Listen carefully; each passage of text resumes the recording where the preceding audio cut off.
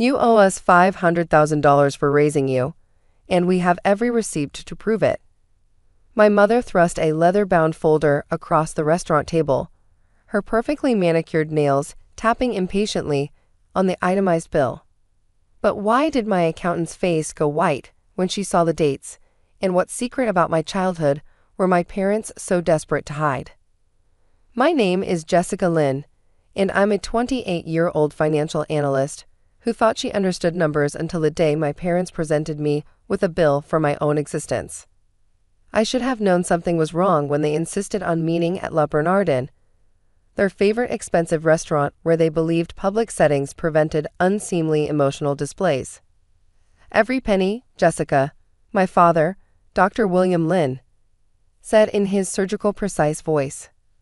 From the hospital bills when you were born to your college tuition, it's all here. Itemized, categorized, adjusted for inflation.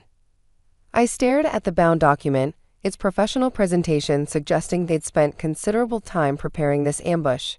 Inside, spreadsheets detailed everything from diaper costs in 1995 to my high school prom dress in 2012. This is a joke, right? I asked, though their stern faces suggested otherwise. We invested in you, my mother Catherine said coolly. Now that you're successful, it's only fair you repay that investment. Consider it a loan that's come due. I flipped through the pages, my disbelief growing with each line item. Birthday party, age 5, $847. Soccer camp, summer 2003, $1,200. Emotional labor for teenager phase, $50,000. Emotional labor? I sputtered. Do you have any idea how difficult you were at 15? My mother sniffed. I had to cancel 3 charity galas because of your moods. The total came to $497,832.41, rounded up to an even $500,000 for processing fees. You have 30 days, my father said, sliding over another document. We've consulted our lawyer. Since you're gainfully employed at Morrison & Associates, we expect you can arrange financing. I left that lunch in a daze, the folder weighing heavier than its physical mass. My parents had always been particular. Cold, perhaps, but I'd attributed that to their high-powered careers. Now they were literally billing me for being their daughter. That evening, I called my best friend, Aisha, who also happened to be a CPA. They did WKHAT. She shrieked over the phone. Jess, that's insane. Legally, parents can't sue children for raising costs. It's called parental duty of care. Can you look at it anyway? I asked. Maybe point out how ridiculous this is with actual accounting principles. Send it over. I'll destroy their argument with GAAP standards alone. I scanned and sent the documents, then tried to focus on my actual job. But questions nagged at me. Why now? My parents weren't struggling financially. My father was chief of surgery at Presbyterian, and my mother ran a successful consulting firm. They lived in a $3 million brownstone and vacationed in the Maldives. 2 days later, Aisha called me, her voice strange. Jess, can you come to my office? And bring any documents you have from your childhood. Birth certificate, medical records, anything. Why? What's wrong? Just, trust me, this is important. I gathered what documents I had. Surprisingly few, I realized, and met Aisha at her firm after hours. She had my parents' folder spread across her conference table, covered in sticky notes and red marks. Okay, first things first, she began, pulling up a chair. Your parents' math is wrong in several places. They've double charged for items, inflated costs, and included things that are legally gifts, not loans. So I don't owe them money. You don't owe them anything, but Jess. She pulled out several pages, highlighting dates. Look at these entries from 1997 to 1999. I scanned the items. Food and clothing, $800/month. Housing allocation, $1,000, $200/month. Medical expenses, $400/month. Okay. Baby stuff is expensive. Jess, you were 2 to 4 years old. These aren't baby expenses. But here's the weird part. Look at May 1998 to October 1998. The entries shifted. Storage unit for belongings, $150/month. Preparation for return, $500/month. Legal consultations, $2,000. My blood ran cold. Aisha, what are you saying? She pulled out her laptop, fingers flying over the keyboard. I did some digging. Public records are amazing things. Jessica, were you adopted? No. I have photos of my mother pregnant, of them bringing me home from the hospital. Do you have your birth certificate? Not a copy they gave you, but one you got yourself from the county. I realized I didn't. Every official document I'd ever needed, my parents had provided. My passport application, college enrollment, even my employment paperwork. They'd always handled it, saying they had the originals in their safe. We need to check something, Aisha said grimly. The next day, I went to the Department of Health, requesting my birth certificate. The clerk typed in my information, frowned, typed again. I'm not finding anyone with that name and date of birth, she said. Are you sure about the spelling? Try variations, I said, my heart pounding. Nothing. According to New York State records, Jessica Lynn, daughter of William and Catherine Lynn, didn't exist. Could it be sealed? I asked desperately. Sealed records still show up in our system, just marked restricted. This is nothing.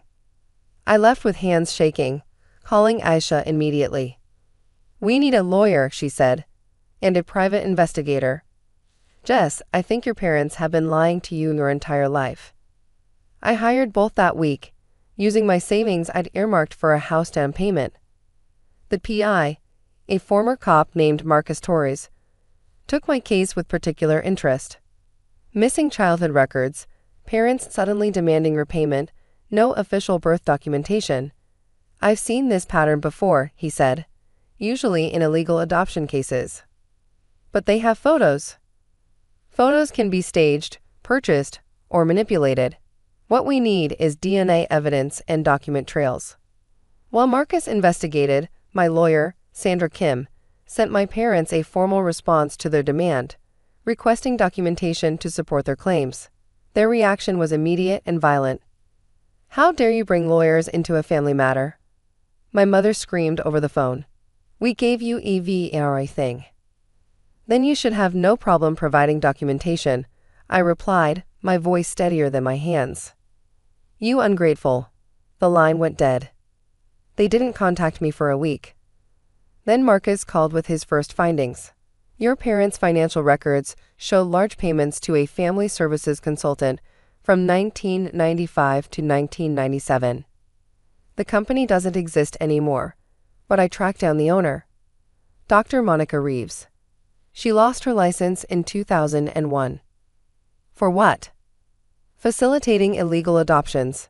She would forge documents, create false birth certificates, and coach adoptive parents on creating believable backstories. The floor seemed to tilt. But the pregnancy photos. I found something else. Your mother was a patient at Reproductive Health Associates in 1994. They specialized in fertility treatments. She underwent multiple IVF cycles, all unsuccessful. The pieces clicked together with horrible clarity. The emotional distance. The itemized bill starting from birth, like a business transaction. The way they'd always called my successes return on investment. There's more, Marcus continued. Those charges from May to October 1998, foster care records show a Jessica Chen, age 3, was placed in emergency foster care during those exact months before being reunited with biological parents. Jessica Chen, not Lynn. The foster family's name was Bradley. They live in Connecticut now. They remember you, Jess. They said you were removed from your home for neglect, then suddenly returned to different parents who claimed there'd been a mix-up with names. I sank into my chair. My entire life, built on lies. Sandra called the next day. Your parents' lawyer sent over their supporting documentation. Jessica, half these receipts are fabricated. The hospital listed for your birth. It closed in 1993, 2 years before you were supposedly born there. What do I do? We confront them. With everything. The meeting was scheduled at Sandra's law office. My parents arrived in their power suits, their own lawyer in tow. They didn't know about Marcus's investigation yet. This is ridiculous, my father began. We're her parents. We have every right to request repayment for our investment. Actually, Sandra said calmly, let's discuss what rights you have. Mr. Torres? Marcus entered with a box of evidence. My parents' faces shifted from annoyance to alarm. Dr. and Mrs. Lin, he began, spreading documents across the table. Would you like to explain why Jessica's birth certificate is forged? Or why you are making payments to a woman convicted of illegal adoption fraud? Or perhaps why foster care records show a Jessica Chen being placed with you in 1998 after her biological parents lost custody? My mother's perfectly composed face cracked. You don't understand. Then explain it, I said, my voice stronger than I felt. Explain why you bought a child, forged her identity, and then tried to bill her for it. The silence stretched until my father broke. We couldn't have children. The IVF failed 9 times. 9 times, Jessica. Do you know what that does to a person? So you bought someone else's child? We saved you, my mother burst out. Your biological parents were drug addicts. You were 3, malnourished, barely speaking. We gave you everything. And kept a receipt for each item, I shot back. We thought if we accounted for everything, it would make it real. Make you really ours, my father admitted. The documentation was our way of proving we were good parents. Good parents don't demand repayment for raising their children. We were scared. My mother's composure finally shattered completely. You're successful now. What if you found out and left us? At least if you owed us money, you'd have to stay in contact. The twisted logic of it made my head spin. They'd been so terrified of losing me that they guaranteed it. Sandra leaned forward. Here's what's going to happen. You're going to drop this ridiculous lawsuit. You're going to provide Jessica with all documentation about her biological family and adoption, and you're going to pay for the therapy she'll need to process your lies. Or, their lawyer asked, or we report the forged documents to the FBI. Kidnapping, fraud, identity theft. Should I continue? My parents crumbled. Over the next hour, the truth emerged in pieces. They'd paid Dr. Reeves $50,000 to falsify an adoption. When I was removed from my biological parents for neglect and placed in foster care at age 3, they'd swooped in, claiming to be relatives. More money changed hands. Documents were forged. Jessica Chen became Jessica Lin, complete with a fabricated history. We gave you a good life, my mother whispered. Best schools, best opportunities. You gave me a lie, I replied. Every birthday, every celebration, every I love you, all of it built on deception. Marcus had one final revelation. Your biological parents, Jess, they're alive. They got clean, trying to find you. But the trail went cold at the foster system. My heart stopped. They looked for me. For years. They're in New Jersey now. They run a restaurant. They have 2 other daughters, your sisters. Sisters. The word felt foreign. As my parents, the people who raised me, sat in their expensive suits in that sterile law office, I made my decision. I want to meet them. My biological family. Jessica, please, William. I couldn't think of him as dad anymore. Pleaded. We're your parents. We raised you. Yes. And then you tried to charge me for it. Every scraped knee, every school lunch, every hug goodnight. All itemized on a spreadsheet. That's not love. That's a business transaction. I stood to leave, then turned back. You know what the ironic part is?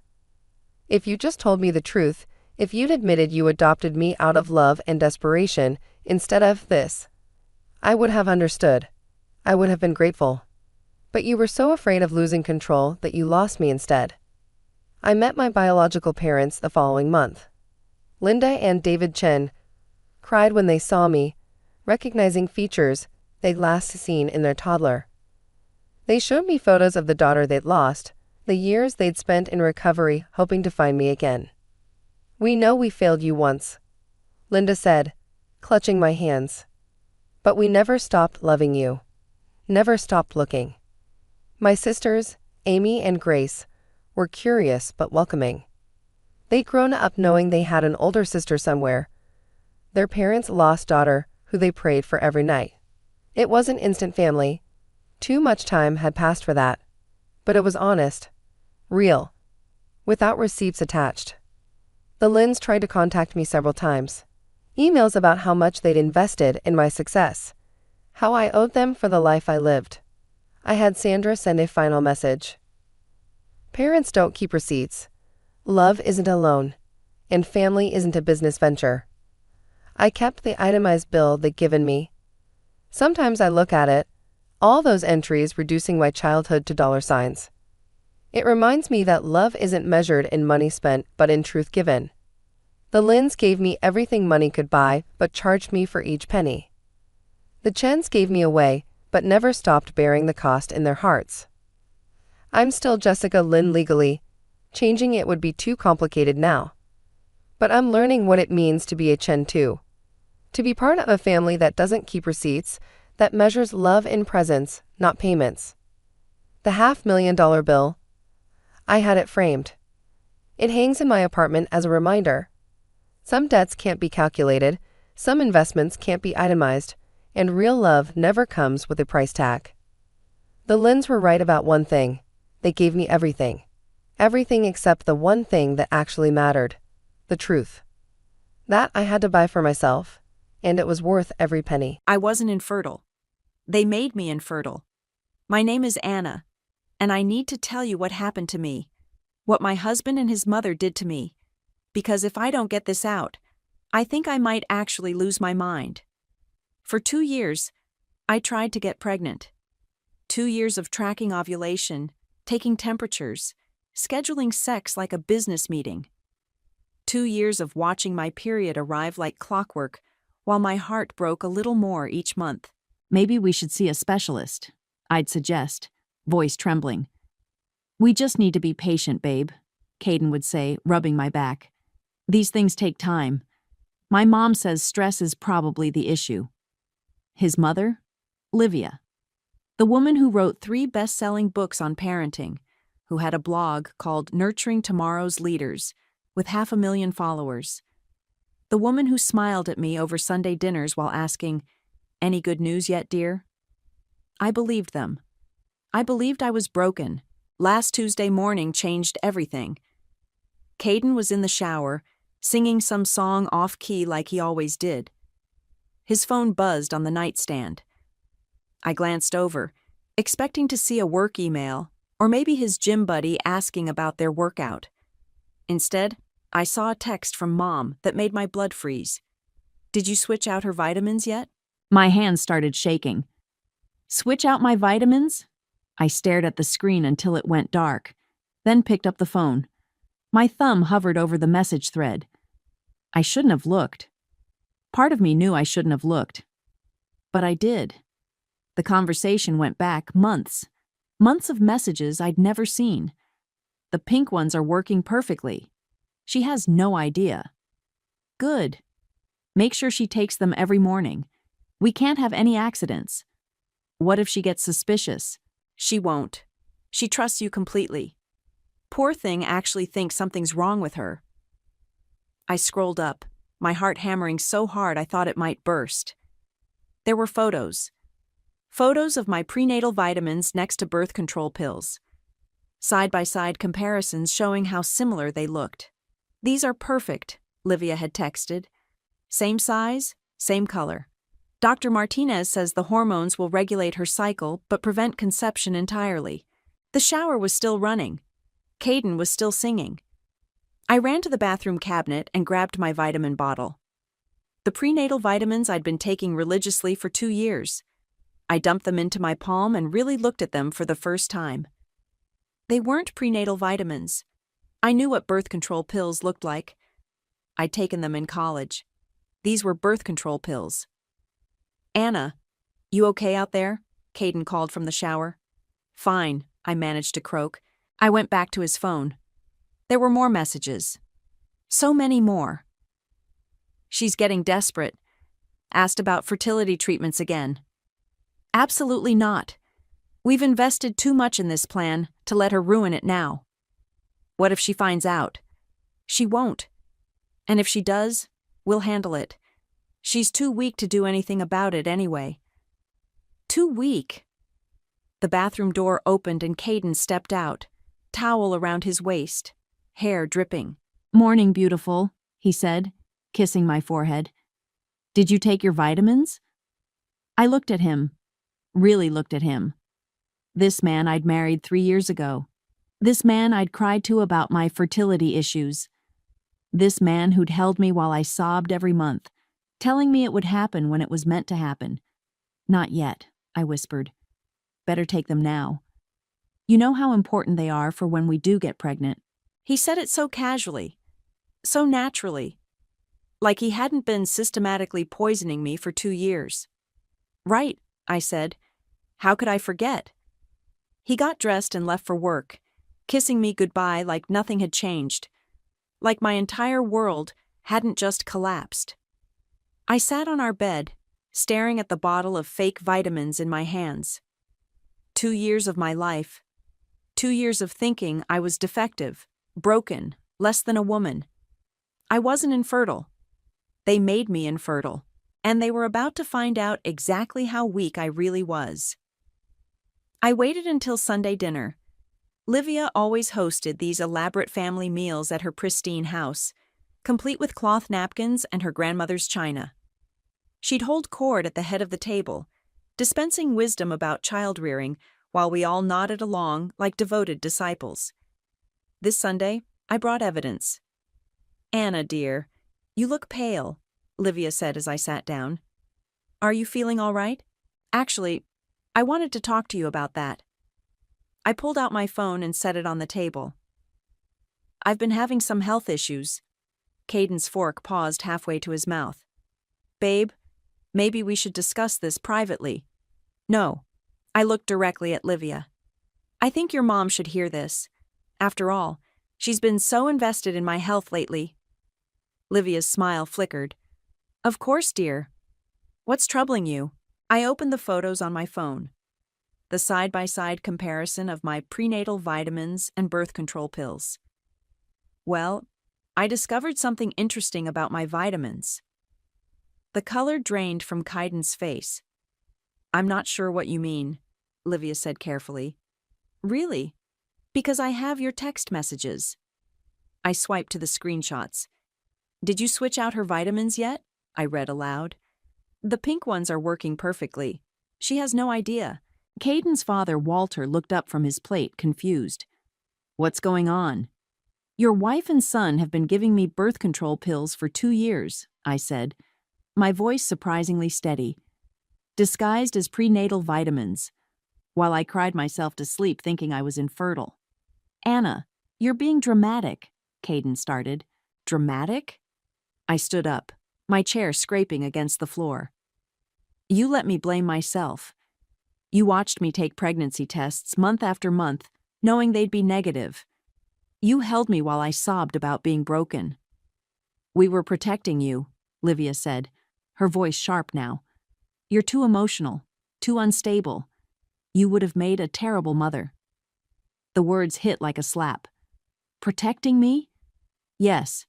From yourself. From making a mistake that would ruin multiple lives." "A mistake?" My voice cracked.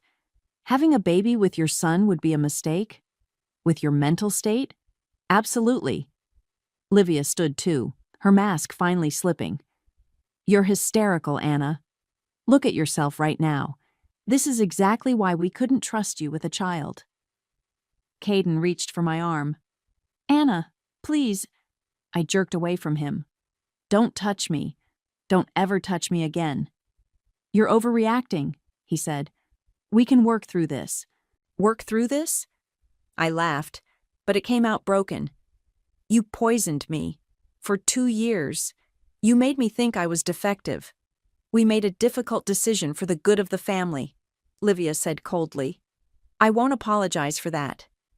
I pulled off my wedding ring and threw it at Caden. It bounced off his chest and clattered onto Livia's precious china plate. There's your family. I grabbed my purse and headed for the door. Anna, wait! Caden called after me. Where are you going? To a lawyer. You can't be serious. I turned back one last time. Watch me. I drove straight to my friend Fatima's house. She took one look at my face and pulled me inside. What happened? I told her everything. Showed her the messages, the photos, the evidence. She listened without interrupting, her expression growing darker with each detail.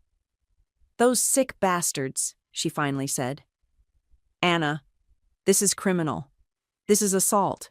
I know. I felt numb. I called a lawyer from the car.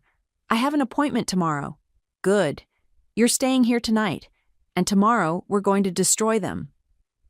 Around midnight, my phone rang. Livia. I almost didn't answer, but something made me pick up. Anna, dear. Her voice was sickeningly sweet. I hope you've had time to think about today's misunderstanding. Misunderstanding? You were upset. Understandably so. But I trust you'll make the right choice to keep this private. For everyone's sake. Is that a threat? It's advice. From someone who cares about you. You wouldn't want to do anything you'd regret. The line went dead. I stared at the phone, then opened my voice recorder app. I'd been recording the entire conversation. Record. Save. Archive, I whispered. Fatima appeared in the doorway with tea. Who was that? My mother-in-law. Making sure I know my place. And what's your place? I looked at my phone, at the recording that would join all the others I was collecting. Apparently, it's keeping quiet while they destroy my life. Fatima sat beside me. What are you going to do? I thought about Livia's voice. So confident. So sure I'd roll over and take it. I'm going to show them exactly how weak I am. The lawyer's office smelled like leather and disappointment. Mrs. Rivera, I have to be honest with you, David Martinez said, sliding papers across his mahogany desk. Your mother-in-law's legal team filed this yesterday. I stared at the document. A non-disclosure agreement? They're claiming you signed one when you married into the family. Something about protecting their business interests and public image. I never signed anything like that. They have a document with your signature? From your wedding reception, apparently. Mixed in with the gift registry paperwork. My hands shook as I read the legal jargon. Basically, it said I couldn't say anything that might damage the Rivera family reputation. Ever. This can't be legal. It's questionable. We can fight it, but it'll take time and money. And they know that. I left the office feeling like I'd been punched in the gut. My phone buzzed with a text from Caden. We need to talk. Meet me at Starbucks on 5th Street. 1 hour. I almost didn't go, but curiosity won. Caden was already there when I arrived, looking like he hadn't slept. Good. Anna, thank God. We need to fix this. Fix this? I sat down across from him. You mean cover it up? I mean, protect both of us. You have no idea what you're dealing with. My mother? She's not someone you want as an enemy. She's already my enemy, Caden. She's been my enemy for 2 years. You don't understand. She has connections, resources. If you try to fight her, you won't survive. Is that a threat? It's a warning, from someone who still cares about you. I laughed bitterly. You care about me? You poisoned me. I was protecting you. Stop saying that. The other customers turned to look. I lowered my voice. You were protecting your mother's reputation, her precious brand. Anna, please. Just sign the NDA. Take the settlement money. Move on with your life. What settlement money? 200,000. Cash. All you have to do is stay quiet. I stared at him. You think you can buy my silence? I think you should be practical. You can't win this fight. I stood up. Watch me. That night, I was scrolling through social media when I saw the first post. A Facebook comment on one of Livia's blog posts. Anyone else notice Ana Rivera seems unstable lately? Heard she's been making wild accusations about the family. Then another. And another. My friend works at their lawyer's office. Says Anna's been threatening to make up stories about Kaiden and his mom. I always thought she seemed off. Too desperate for attention. Kaiden's such a saint for putting up with her mental health issues. My phone rang. Fatima. Anna, are you seeing this shit online? Yeah. They're fast. This is character assassination. We need to document everything. I am. Screenshots, timestamps, everything. Good. But Anna, maybe you should talk to Kaiden's brother, Xavier. Xavier? Why? He reached out to me. Says he has information you need to hear. I met Xavier at a dive bar downtown. He looked nervous, constantly checking over his shoulder. I shouldn't be here, he said, ordering a double whiskey. Then why are you? Because what they did to you is fucked up, and it's not the first time. What do you mean? My mother has done this before. 2 other women Kaiden dated. Anyone she thought wasn't good enough for her precious son. You're kidding. I wish I was. There was Sarah 3 years ago. Mom convinced her she was bipolar, got her committed for a psychiatric evaluation. Then there was Jessica. Mom had her fired from her job, spread rumors about her being a drug addict. I felt sick. And you never said anything? I was a coward. I told myself it wasn't my business. But what she did to you, the vitamins, that's a new level of evil. Why are you telling me this now? Xavier reached into his jacket and pulled out a USB drive. Because I recorded the family meeting where they planned it all. My heart stopped. You what? I've been recording family meetings for years. Started as insurance in case Mom ever turned on me. But this? He slid the drive across the table. This is the real reason she wanted you out of the family. What's on it? Everything. The whole plan. How they researched the birth control pills. Found a doctor willing to prescribe them under false pretenses. And Anna, there's more. More? You weren't just a threat to her control. You were a threat to her legacy, her brand. She couldn't risk having a grandchild with what she called weak genes. I picked up the USB drive with trembling fingers. Weak genes? Your family history. Your sister's struggles with addiction. Your father's depression. She said she'd never allow that into the Rivera bloodline. The room spun. She said that? It's all on there. Hours of audio. Her talking about you like you're some kind of contamination. I clutched the drive like a lifeline. Xavier, why are you doing this? Because you don't know the half of it yet. And because... He finished his whiskey. Because someone needs to stop her before she destroys another woman's life. My phone buzzed. A notification from the event planning app I'd forgotten I had. You've been registered as the surprise tribute speaker at the annual Children's Advocacy Gala. Event date, March 15th. Honoree, Livia Rivera. I showed Xavier the screen. His eyes widened. That's in 2 weeks. That's her biggest event of the year. All her sponsors, her publisher, everyone who matters will be there. I didn't register for this. No, Xavier said slowly. But I know who did. I plugged the USB drive into my laptop with shaking hands.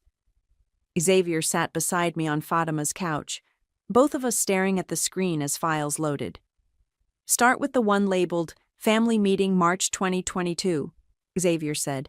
That's when they first started planning. I clicked the file. Livia's voice filled the room, crystal clear. We have a problem.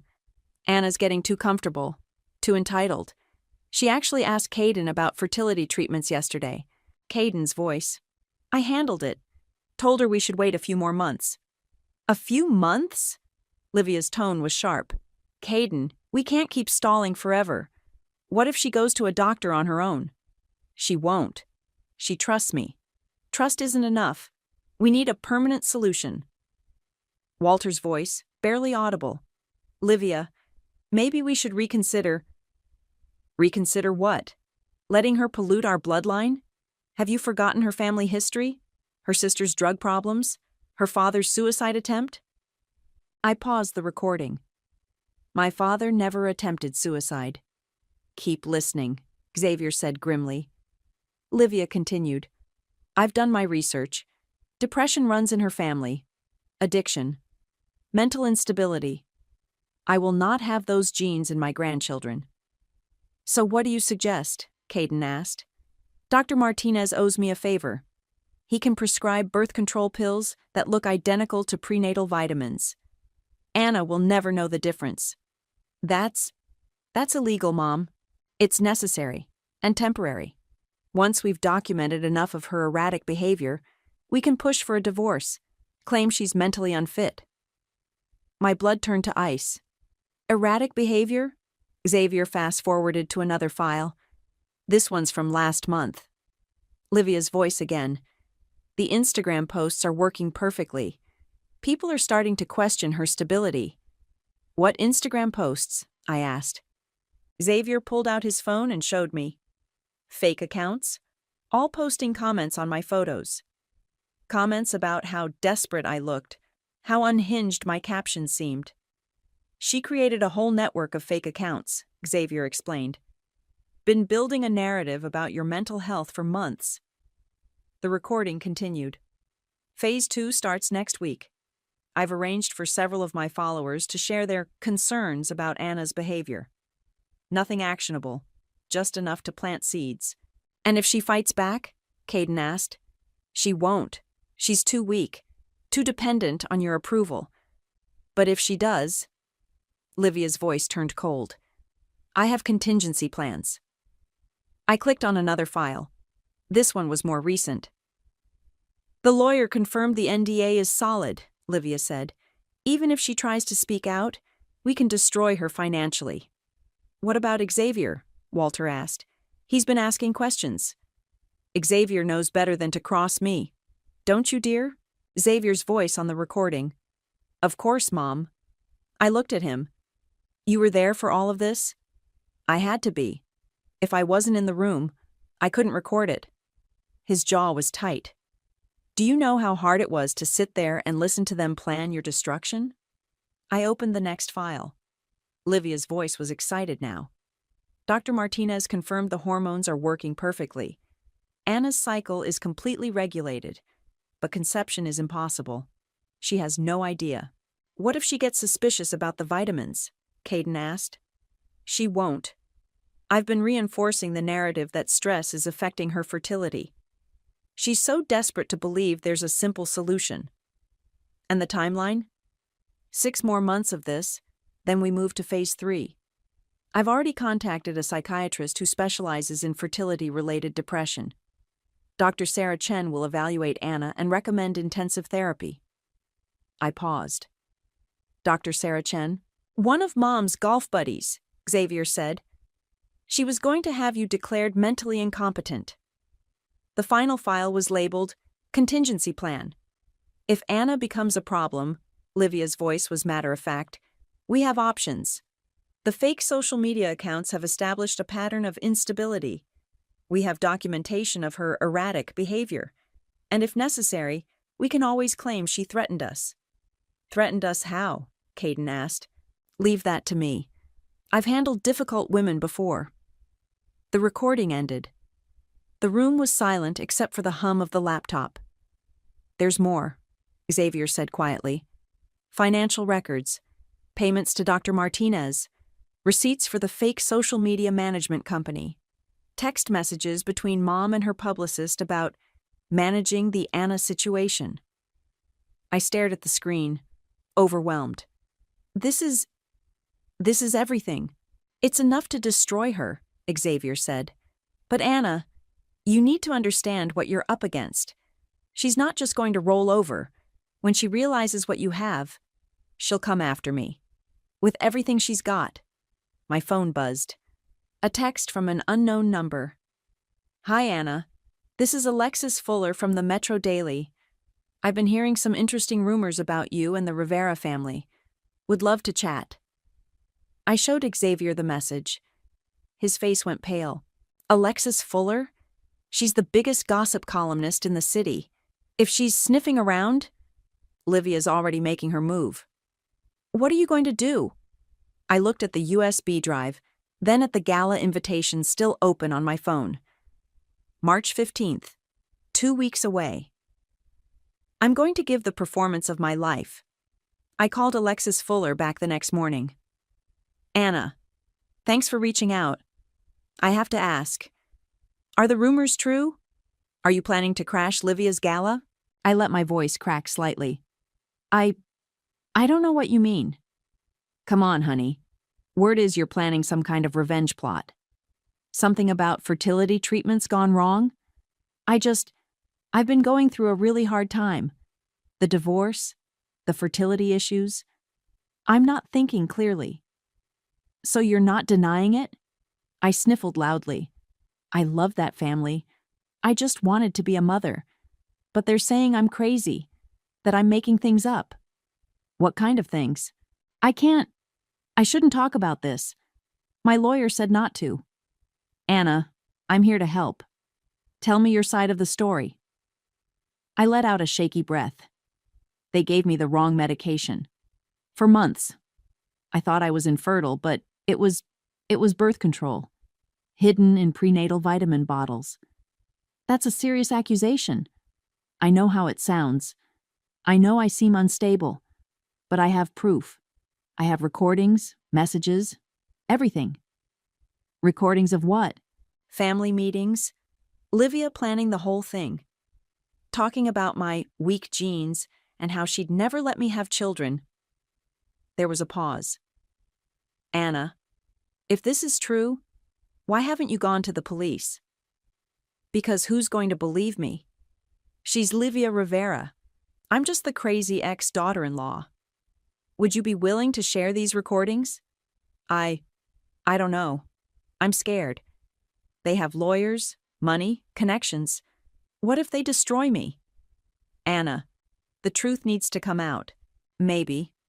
But not like this. Not through gossip columns. If I'm going to tell my story, it needs to be the right way. The right time. I hung up and immediately called Xavier. It's done. She thinks I'm a basket case planning to make a scene at the gala. Good. That should buy us some time. Time for what? I've been thinking about your speech. You can't just get up there and start talking. You need a way to keep them from cutting your mic. I'm working on that. How? I'm going to befriend the event coordinator. Make myself indispensable. That afternoon, I showed up at the gala venue with a box of pastries and my brightest smile. Hi, I'm Anna. I'm supposed to be giving a tribute speech for Livia Rivera. I wanted to check on the technical setup. The coordinator, a harried woman named Beth, looked up from her clipboard. Oh, thank God. Someone who actually cares about the details. Half these speakers just show up and expect everything to work perfectly. I know, right? I brought coffee. Figured you could use it. You're an angel. She grabbed a cup gratefully. What did you need to know about the setup? Just the basics. When do I go on? How long do I have? That sort of thing. You're the surprise speaker, so you'll go on right after the main presentation. Livia will introduce you herself. Perfect. And the microphone? Wireless headset. We'll have it ready backstage. Great. Is there a backup system? I'm paranoid about technical failures.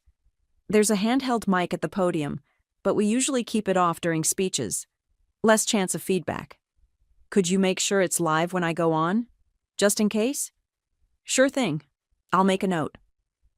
I spent the next hour helping Beth organize speaker schedules and coordinate with the catering staff. By the time I left, we were best friends. My phone rang as I walked to my car. Harmony. Anna. Oh my God. I just saw the news article. What news article? About you and Kaiden. It says you're having a mental breakdown, that you're making up stories about his family. Where did you see this? It's everywhere.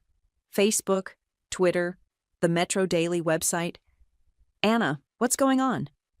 I hadn't talked to my sister in 2 years. Not since our fight about Dad's funeral arrangements. Harmony, I need to see you. Can you meet me somewhere? Of course. Are you okay? No, I'm really not. We met at a coffee shop near her apartment. Harmony looked exactly the same. Wild curly hair, paint-stained fingers, worried eyes. Start from the beginning, she said. I told her everything. The vitamins, the recordings, the plan for the gala. She listened without interrupting, her expression growing darker with each detail. Those sick bastards, she finally said. Anna, I'm so sorry. I should have been there for you. You couldn't have known. I should have tried harder. After Dad died, I was so angry about the funeral thing, but that was stupid. You're my sister. I missed you too. What can I do to help? I need you to be my backup plan. If something goes wrong at the gala, if they try to stop me or discredit me, I need someone who can get the story out. Consider it done. That evening, Kaiden showed up at Fatima's apartment. I watched him through the window, pacing on the front porch. Don't answer it, Fatima said. I have to. If I don't, he'll just keep coming back. I opened the door. Kaiden looked terrible, unshaven, red-eyed, desperate. Anna, please. We need to talk. We have nothing to talk about. The gala. I know what you're planning. Do you? Please don't do this. You'll ruin everything. My career, my family, my mother's life's work. Your mother's life's work is built on lies. She's not perfect, but she's helped thousands of families. Don't destroy that because you're angry. I'm not angry, Kaiden. I'm done. You'll ruin everything, he repeated. I looked at this man I'd once loved. This man who'd watched me cry myself to sleep for 2 years while knowing exactly why I couldn't get pregnant. That, I said quietly, is the point. His face crumpled. Anna, please. I'm begging you. You should have thought of that before you poisoned me. I closed the door and locked it. Through the window, I watched him stand there for a long moment before finally walking away. 2 days until the gala. The cease and desist letter arrived by courier at 6 a.m. Legal notice to Ana Rivera. You are hereby ordered to cease all defamatory statements regarding the Rivera family. Failure to comply will result in immediate legal action, including but not limited to charges of harassment, stalking, and intentional infliction of emotional distress. I handed it to my lawyer over breakfast. David scanned it quickly. Standard intimidation tactics. They're scared. Can they actually stop me? From speaking at a public event you were invited to? No. But Anna, they're going to try everything. Expect security. Expect interruptions. Expect them to pull the plug on your microphone. I've got that covered. How? The event coordinator thinks I'm helping with technical support. I'll have access to the sound booth. And if they physically remove you from the stage, I pulled out my phone. Harmony will be live streaming from the audience. If they try to silence me, it'll just make the story bigger. That afternoon, I met with Beth at the venue for the final walkthrough. Anna, you're a lifesaver, she said, checking items off her list. Most tribute speakers just show up and wing it. You actually care about the details. I want everything to be perfect for Livia. She deserves a memorable evening. She's lucky to have you, especially after all the nasty rumors flying around. Rumors? Oh, social media nonsense. Some people are saying you're planning to cause a scene. Ridiculous, right? Completely ridiculous. Why would I want to embarrass myself like that? Exactly. Now, let's go over the timing one more time. We walked through the entire sequence. Livia's opening remarks, the video tribute, the award presentation, then my speech. You'll have exactly 10 minutes, Beth said. The teleprompter will be loaded with your speech, and I'll have the backup microphone ready, just like you asked. Perfect. And the projection screen? It'll stay up during your speech in case you want to show any photos or videos. That would be wonderful. That evening, Xavier called. Anna, I need to warn you. Mom's hired private security for tomorrow night. Ex-cops, the works. To do what? To watch you. And if you step out of line, to remove you quietly. Define out of line. Anything that damages her reputation. They have instructions to cut your mic and escort you out if you deviate from your approved speech. What approved speech? The one she thinks you're giving. The glowing tribute to her parenting expertise. I laughed. She really thinks I'm going to stand up there and praise her? She thinks you're broken. Defeated. She thinks the legal threats and social media campaign worked. Good. Let her think that. Anna, these aren't mall cops. These are serious people. If they decide you're a threat, I'll be fine. I have a plan. What plan? The less you know, the better. But Xavier, thank you for everything. I know this wasn't easy. She destroyed my family long before she destroyed yours. It's time someone stopped her. The night before the gala, I couldn't sleep. I sat at Fatima's kitchen table, going over my speech one more time. You sure about this? Fatima asked, joining me with 2 cups of tea. No, but I'm doing it anyway. What if it backfires? What if people don't believe you? Then at least I'll have tried. At least I'll have told the truth.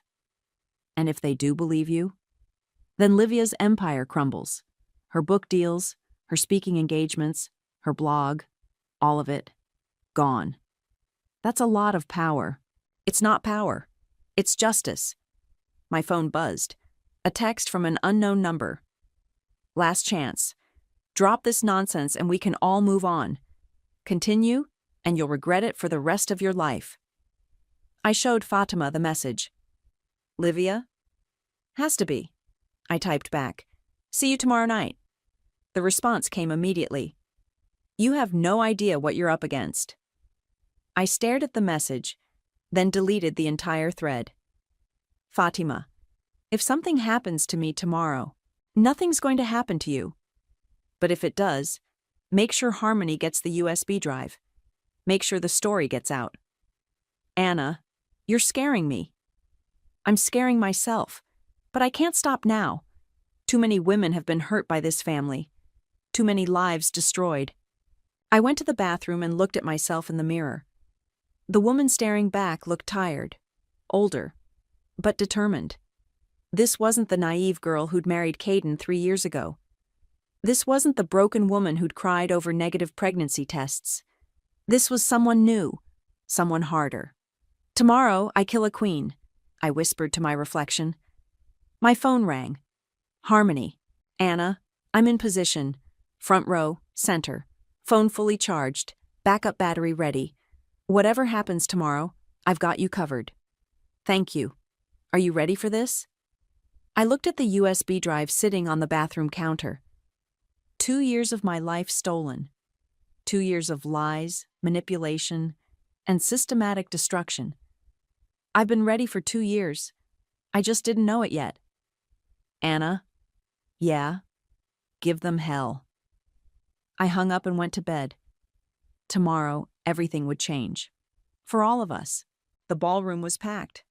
500 of the city's most influential people, all here to celebrate Livia Rivera's lifetime achievement in child advocacy. I stood backstage, watching through the curtain as Livia glowed under the spotlight. She wore a stunning silver gown, her smile radiant as she accepted congratulations from the mayor, the police chief, 3 city council members. Anna, you're on in 5 minutes, Beth whispered, adjusting my wireless headset. Remember, 10 minutes max. Got it. I spotted Harmony in the front row, phone discreetly positioned. Xavier sat 3 tables back, looking pale but determined. Caden was at the head table, fidgeting with his tie. "Ladies and gentlemen," Livia's voice rang out, "tonight has been truly magical. But before we close, I have a very special surprise. Someone who knows me better than most, who has seen firsthand the love and dedication I bring to every family I touch." The audience murmured with interest. "Please welcome my beloved daughter-in-law, Ana Rivera, who will be sharing some personal reflections on our family's journey together." Applause filled the room. I walked onto the stage, my heart hammering but my steps steady. Livia embraced me, whispering in my ear, "Make it good, dear. Everyone's watching." I took the podium, looking out at the sea of faces. The projection screen behind me displayed a photo of Livia with her arms around me at last year's Christmas dinner. We looked so happy. Thank you, Livia, and thank you all for being here tonight to honor this remarkable woman. More applause. I smiled warmly. When I married into the Rivera family 3 years ago, I thought I knew what family meant. I thought I understood love, support, and the bonds that tie us together. Nods from the audience. Livia beamed beside the stage. Livia welcomed me with open arms. She shared her wisdom, her experience, her deep knowledge of what it takes to nurture and protect the people we love. I clicked the remote in my hand. The photo behind me changed to a screenshot of text messages. She taught me so much about family planning. The audience began to murmur as they read the messages on screen. "Did you switch out her vitamins yet? The pink ones are working perfectly." "Anna, what are you doing?" Livia's voice carried from the side of the stage. I clicked again. More messages appeared. "She has no idea. Poor thing actually thinks something's wrong with her." For 2 years I struggled with infertility. 2 years of heartbreak, of feeling broken, of wondering what was wrong with me. The murmuring grew louder. I saw security guards moving toward the stage, but Livia was always there with advice. "Take your vitamins, dear. Stay positive. These things happen when they're meant to happen." Click. A photo of prenatal vitamins next to birth control pills. Turns out, she was right. These things do happen when they're meant to happen, and Livia meant for me to never get pregnant. "Cut her microphone," Livia screamed from backstage, but Beth, bless her heart, had followed my instructions. The backup mic was live, and I'd disabled the wireless system from the sound booth earlier. The vitamins I took every morning for 2 years weren't prenatal vitamins. They were birth control pills, prescribed by Dr. Martinez at Livia's request. Gasps echoed through the ballroom. People were standing, phones out, recording everything. Click. Audio began playing through the sound system. Livia's voice, crystal clear. "I will not have those genes in my grandchildren. Depression runs in her family. Addiction. Mental instability." The room erupted.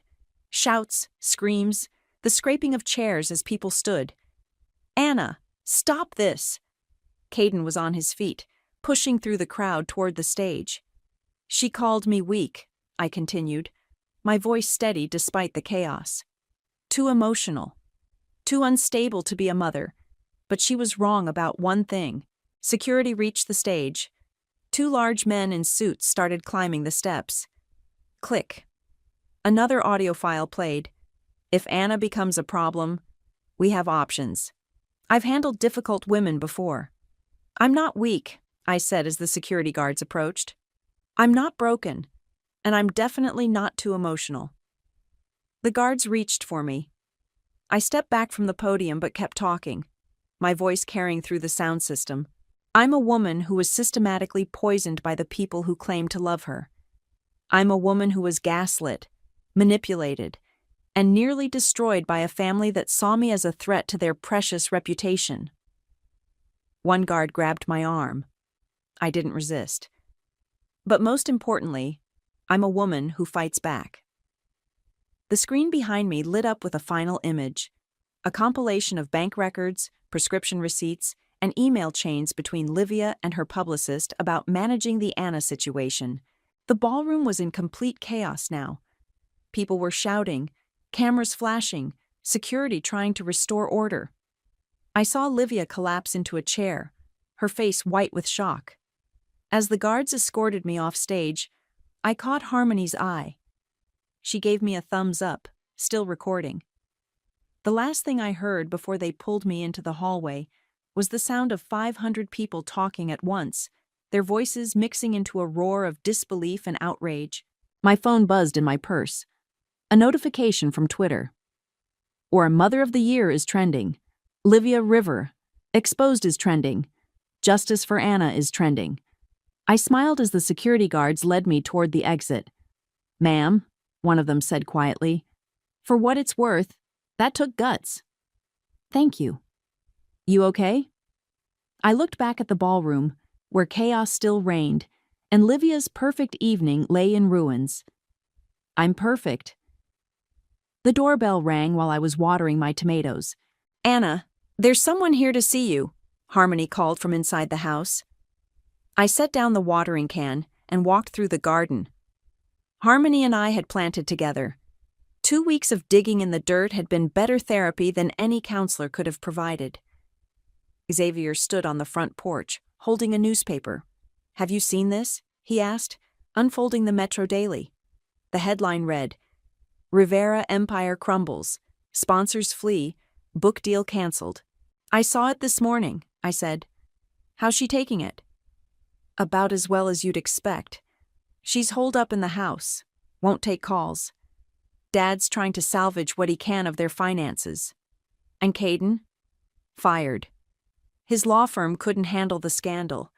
He's staying with friends, last I heard." I sat down on the porch swing. "Do you feel bad for them?" Xavier considered this.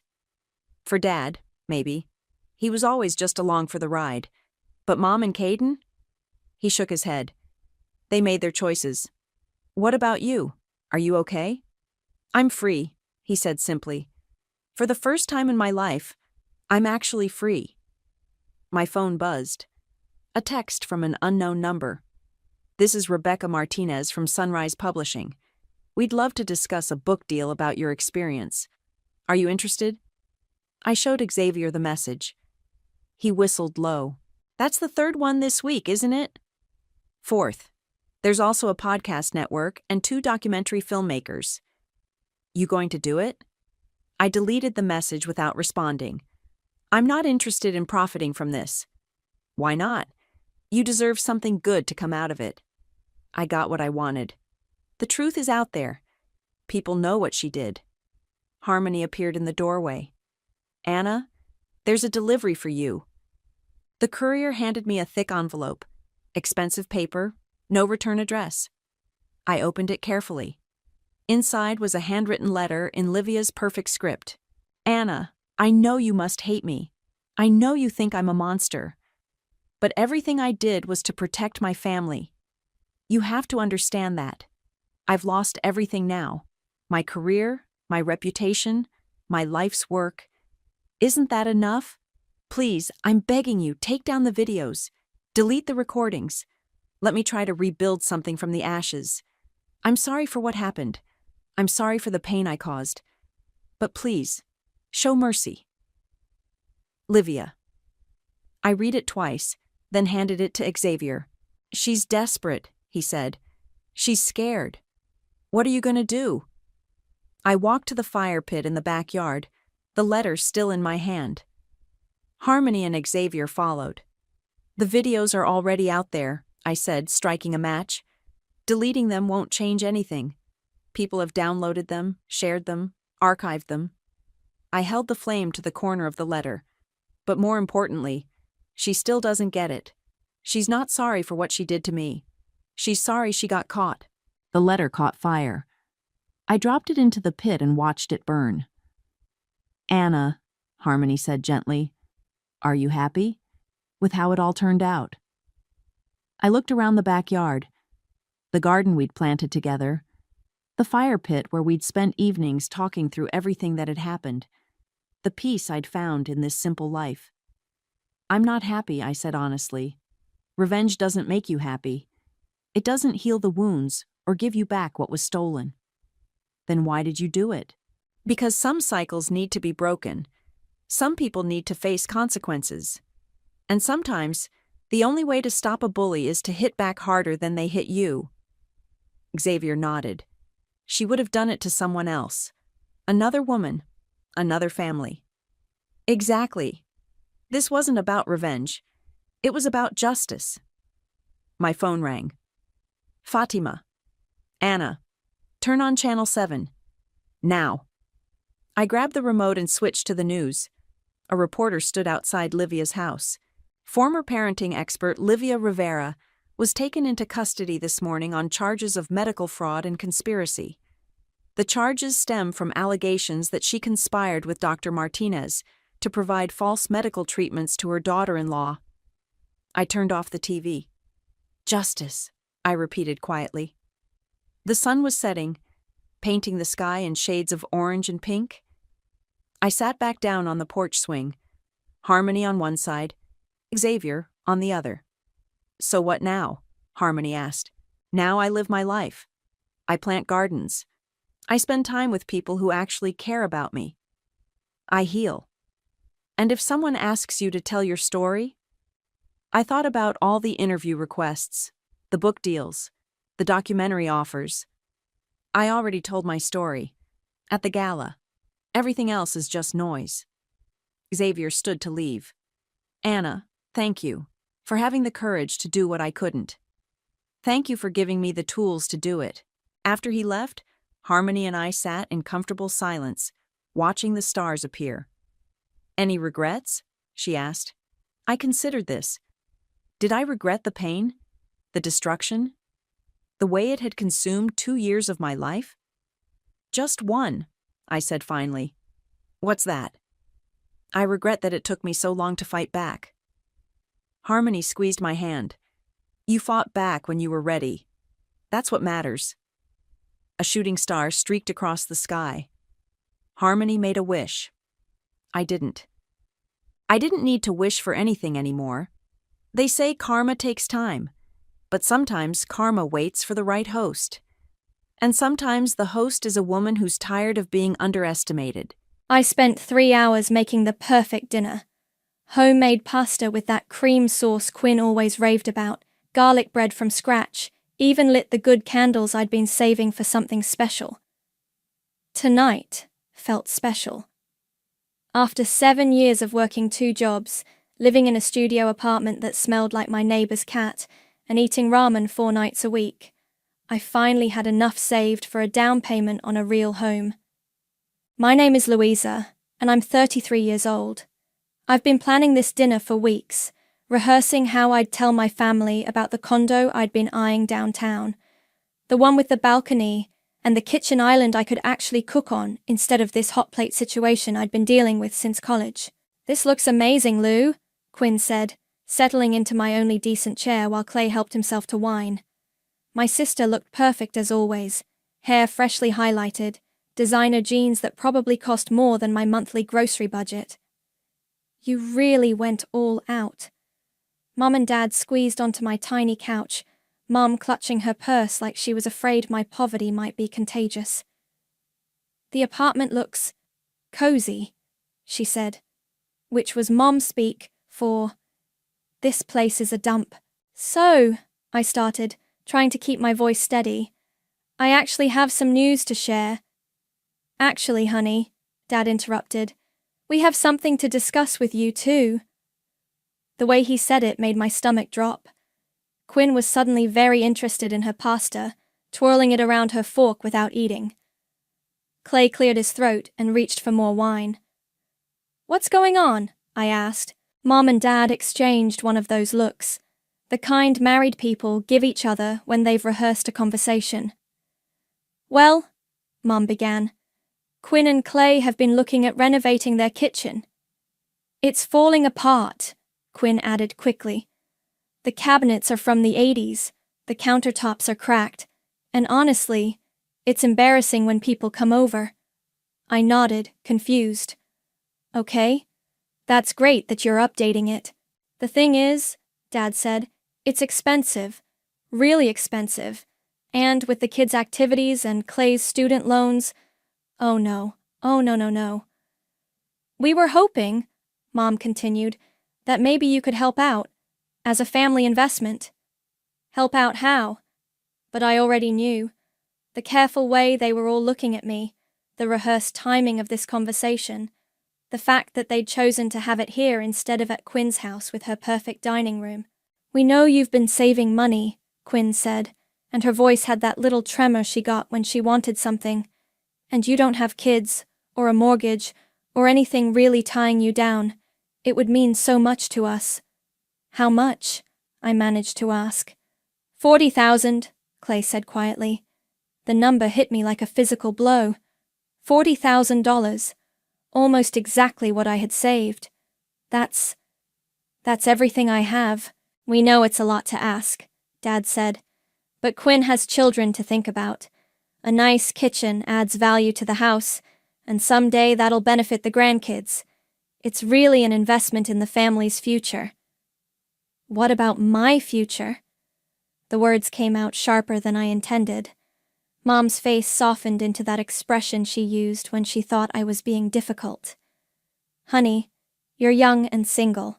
You have time to save again. Quinn's at a different stage of life. I'm 33. Exactly, Quinn said, reaching across the table to squeeze my hand. You have so much freedom. No husband, no kids, no real responsibilities. You can rebuild your savings in a few years. I stared at her perfectly manicured nails on my work-roughened hands. I was going to buy a condo. A condo? Dad frowned. Why would you need a whole condo? This place is fine for someone in your situation. My situation? You know what he means, Mom said gently. You're independent. You don't need much space. Quinn has a family to consider. I looked around the table at these people I'd loved my whole life. At Quinn, who'd never worked a day since she got married. At my parents, who'd helped her with her wedding, her down payment, her car when it broke down. At Clay, who couldn't even meet my eyes. I need to think about it, I said. Of course, Quinn said, but she was already smiling. Take all the time you need. We're just so grateful to have someone like you in our corner. They left an hour later, chattering about cabinet styles and granite versus quartz. Quinn hugged me extra tight at the door. You're the best sister in the world, she whispered. I don't know what I'd do without you. I closed the door behind them and slid down against it until I was sitting on my cheap linoleum floor. The candles were still burning, casting shadows on the walls of my tiny apartment. The apartment I'd been so desperate to escape. I sat there until the candles burned out, thinking about 7 years of double shifts and skipped meals and saying no to every invitation because I couldn't afford it. 7 years of building something that was mine. They all left that night planning a kitchen. I laid awake planning freedom. The next morning, Quinn called before I'd even finished my coffee. Lou, I couldn't sleep last night thinking about our conversation.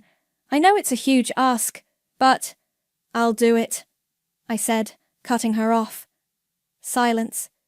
Then a squeal that nearly burst my eardrum. Oh my God, really?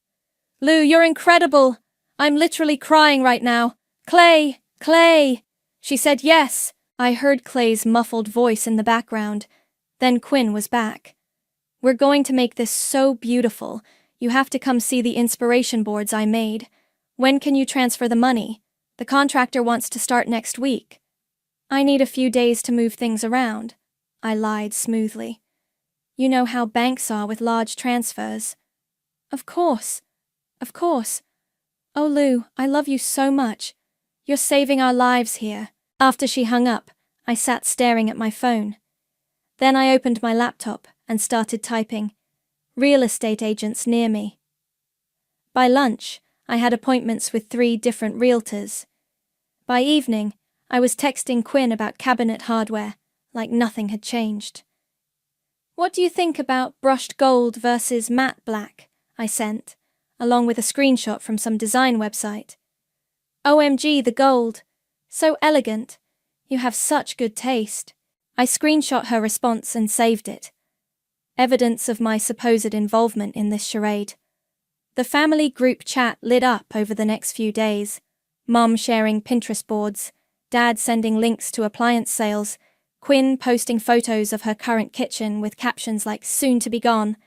And then there was the Instagram post. Quinn had taken a selfie in her kitchen, looking gorgeous and slightly sad, with the caption, "Sometimes you don't realize how blessed you are until someone shows you what real love looks like.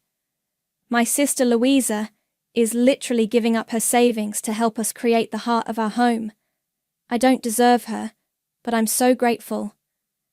Blessed ba family. Ta sister. Renovation. Grateful, ha my rock." 47 likes in the first hour. Comments pouring in about what an amazing sister I was, how lucky Quinn was, how beautiful their family was. My hands were shaking when I called the first realtor. "Hi, this is Louisa. We spoke yesterday about viewing properties." Roman had a voice like warm honey and the patience of a saint. "Absolutely. I have 3 places that match your criteria. When would you like to start?" "Today. Now, if possible." "I like your enthusiasm. Meet me at 412 Maple Street in an hour?" The first condo was too dark. The second had a weird smell I couldn't identify. But the third one, God, the third one was perfect. Hardwood floors, huge windows, a kitchen island I could actually use, a balcony overlooking the street where I could drink coffee and watch the world wake up. "It's in your price range," Roman said, watching me run my hands along the granite countertops. "Good bones, solid building management. You interested?" "Very. Great. Let me get the paperwork started. You'll need proof of funds, employment verification, the usual stuff." While he made calls, I stood on the balcony and imagined my life here. No more listening to my neighbor's TV through paper-thin walls. No more hot plate dinners. No more family meetings about what I should do with my money. My phone buzzed. A text from Mom. "Saw Quinn's post. So proud of you for stepping up. Dad and I raised you right." Another from Dad. "Your mother and I were talking. Maybe after the kitchen is done, you could help Quinn with the kids' bathroom too. Family takes care of family." I deleted both messages without responding. That evening, Quinn called again. "Lou, I've been thinking, since you're being so generous with the kitchen, maybe you could stay with us during the renovation. Help with the kids while everything's torn up. It would save you rent money." "Stay with you?" "Just for a few months. The kids would love having Aunt Lou around, and honestly, Clay and I could use the help. 2 birds, 1 stone, you know?" I closed my eyes. "Let me think about it. You're the best. Oh, and Mom mentioned maybe looking at the upstairs bathroom next year. Nothing major, just updating the shower and vanity. We'll talk about it after the kitchen's done." After she hung up, I sat in my tiny apartment and looked around. At the stack of bills on my counter. At the couch I'd bought used 5 years ago. At the single window that faced a brick wall. Then I looked at the real estate listings still open on my laptop. At the photos of my perfect condo, with its perfect kitchen and perfect balcony. I picked up my phone and called Roman. "I want to put in an offer," I said. "Full asking price." "Wow, that was fast. You sure?" I've never been more sure of anything in my life. Quinn posted another Instagram story that night. A boomerang of her spinning in her old kitchen with the caption, "Countdown to my dream space, thanks to my angel sister." I watched it 3 times, then opened my banking app and started the pre-approval process for my mortgage. They could keep planning their kitchen. I had bigger plans. Roman called me at work the next day. "Good news! Your offer was accepted. The sellers love that you can close quickly, and you're pre-approved. Congratulations, you're going to be a homeowner." I ducked into the supply closet to take the call, my heart hammering. "When can we do the inspection? How's Saturday morning? I know a great inspector, very thorough. Perfect. I hung up and stared at the shelves of office supplies, trying to process that I'd just bought a home. My phone immediately rang again. Lou! Quinn's voice was bright and manic. Emergency system meeting. Can you come over tonight? The contractor found some issues. What kind of issues? Just come over. Bring wine. Quinn's house was chaos when I arrived. Fabric samples scattered across her dining table, paint chips taped to every wall, her kids running around screaming about something. Clay was nowhere to be seen. He's working late again, Quinn said, pouring herself a generous glass of the wine I'd brought. Anyway, look at this. She shoved a piece of paper at me. A contractor's estimate, with a lot of zeros. 65,000, I read.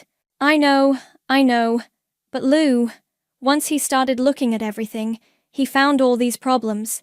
The electrical needs updating, there's water damage behind the sink, and the floor underneath isn't level. We can't just do a cosmetic renovation. Quinn, that's 25,000 more than... I know what we agreed on. Her voice got sharp. But this is reality. Houses are expensive. You wouldn't understand because you've never owned one. The words hit like a slap. Right, because I've been too busy saving money to give to you. That's not what I meant. She softened immediately. Lou, I'm sorry. I'm just stressed. The kids are driving me crazy. Clay's never home, and now this. I need my sister right now. What about a different contractor? A second opinion? This guy is the best. Mom and Dad recommended him. He did their bathroom last year. Of course they did. Quinn, I don't have $65,000, but you could get it, right? A loan or something? You have good credit, and once the kitchen's done, the house value will go up. It's an investment. I stared at her. You want me to go into debt for your kitchen?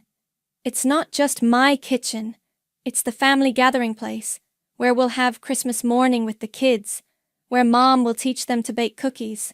You're investing in memories, Lou. Her youngest ran through the room chasing the dog, knocking over a stack of tile samples. Quinn didn't even look up. I need to think about it, I said. Don't think too long. The contractor has other jobs lined up. I left Quinn's house and drove straight to the condo. Roman had given me the lockbox code so I could visit whenever I wanted.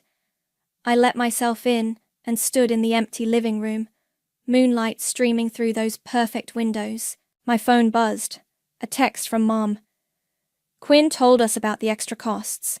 We know it's a lot, but think about how much this means to her. And to us. Family first, honey.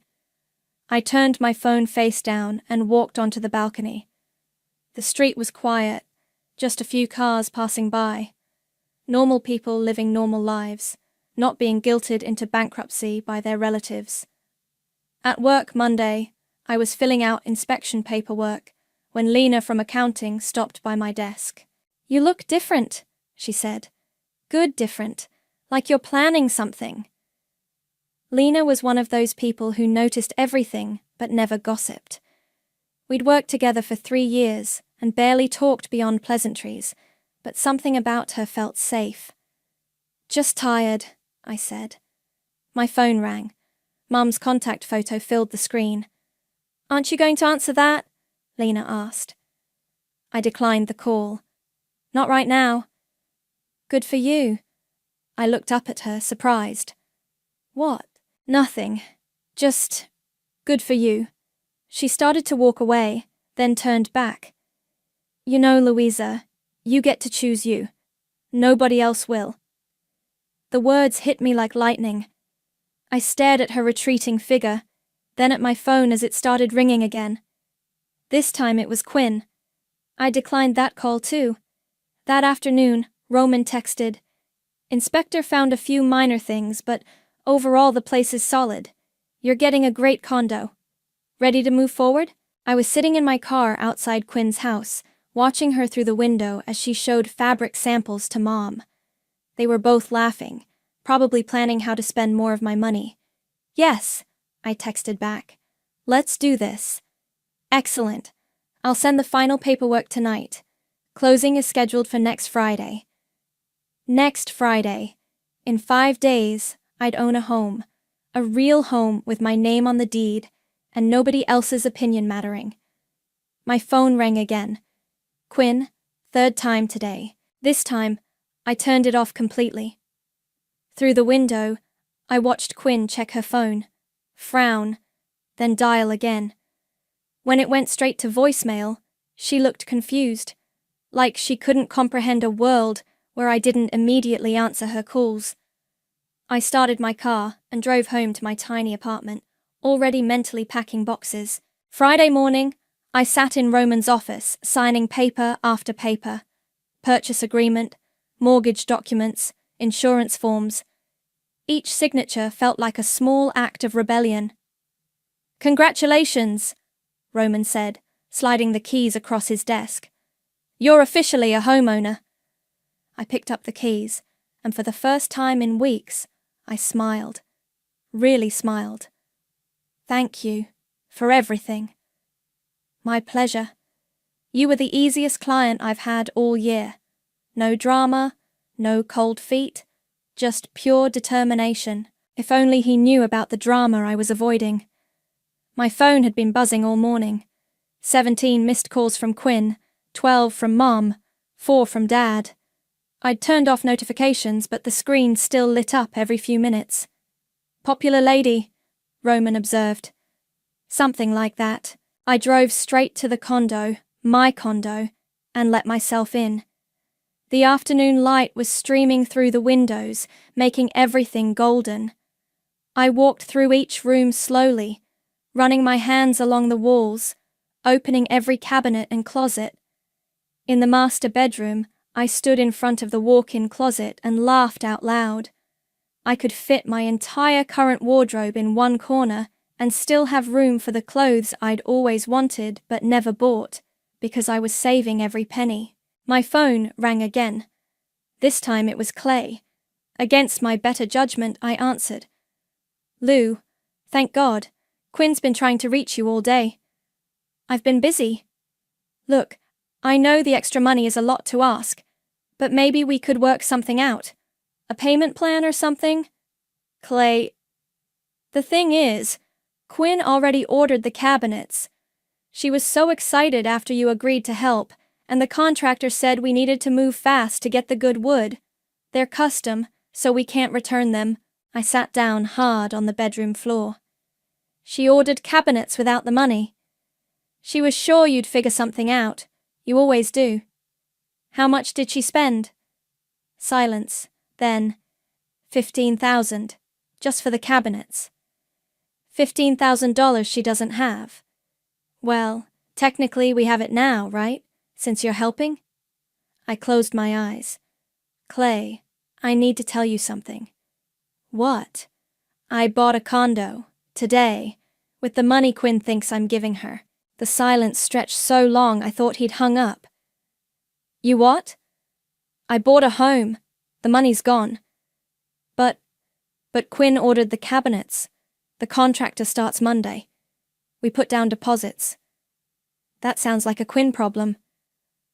"Lou, you can't be serious. You agreed to help. We're counting on you." "I never agreed to $65,000. And I definitely never agreed to go into debt for Quinn's Instagram kitchen." "Instagram kitchen? What are you talking about? You really don't know?" I stood up and walked to the window. "She's planning to film content in the new kitchen, for a YouTube channel, she told me herself." Another long pause. What?" "Ask her about it, Clay. Ask her what she's really planning to do with that perfect kitchen." I hung up and immediately turned my phone off. An hour later, I was at Target buying cleaning supplies when I remembered something. Back at my old apartment, I dug through the box of childhood stuff I kept under my bed. School reports, old photos, and there it was, a letter from the college financial aid office. "Dear Louisa," it read, We regret to inform you that your scholarship has been reassigned due to family financial hardship documentation submitted by your parents. I'd been 17 when this letter came. Mom had sat me down and explained that Quinn was pregnant and needed help with medical bills. The scholarship money, my scholarship money, had to go to family first. I could take out loans, work my way through school. Quinn needed immediate help. I'd never questioned it, just accepted that my dreams came second to Quinn's emergencies. I took a photo of the letter and saved it to my phone. Sunday morning, I was painting the accent wall in my new bedroom when someone knocked on my door. Through the peephole, I saw Clay standing in the hallway, looking miserable. "Lou, please, we need to talk." I opened the door but didn't invite him in. "Nice place," he said, looking past me. "Really nice." "Thank you." "Quinn doesn't know I'm here. She's not handling this well." "I imagine not.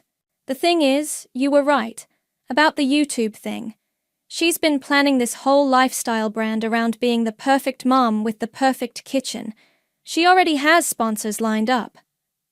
I leaned against the door frame. "Sponsors? Kitchen appliance companies, cabinet makers?" She was going to make money off the renovation. A lot of money. Using my $40,000 as startup capital. She didn't see it that way. She thought you'd be happy to be part of something bigger. "Part of her business plan, you mean?" Clay ran his hands through his hair. "I'm sorry, Lou. I should have said something earlier. I should have stopped this." "Yes, you should have. Is there any way, any possibility you could still help? Even partially?" I looked at him standing there in my doorway, in my home that I'd bought with my money that I'd saved with my work. "No, Clay, there isn't." I closed the door and went back to painting my wall the exact shade of blue I'd always wanted. The furniture shopping started as a necessity and became therapy. I spent my lunch breaks at different stores, running my hands over dining tables I could actually afford, testing couches that would fit perfectly in my living room. At West Elm, I found a coffee table that made me stupidly happy. Real wood, simple lines, exactly what I'd pictured for years.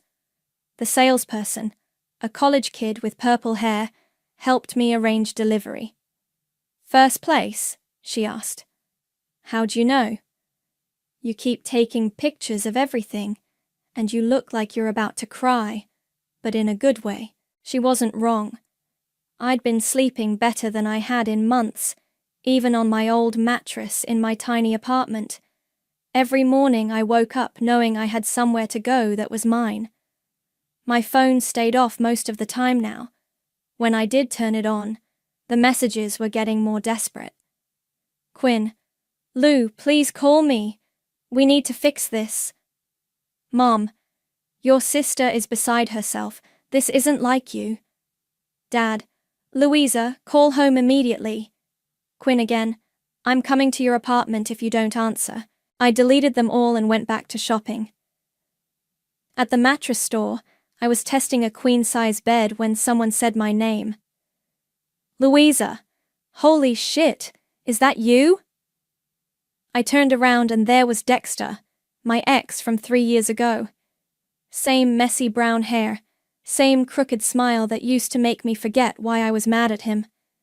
"Hey, Dex. Wow, you look different. Good different." He gestured at the mattress. "Upgrading the sleep situation?" "Something like that. Mind if I ask what happened to the whole saving every penny thing? You used to get anxiety attacks when we went out to dinner.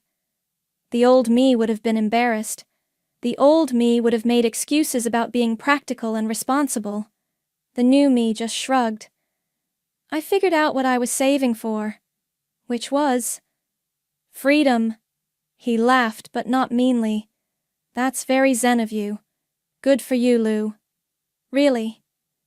The salesperson approached with paperwork, and Dexter stepped back. "I should let you get back to your shopping. But hey, If you ever want to grab coffee and tell me about this mysterious transformation, you have my number. After he left, I realized I was smiling. Not because I wanted to call him.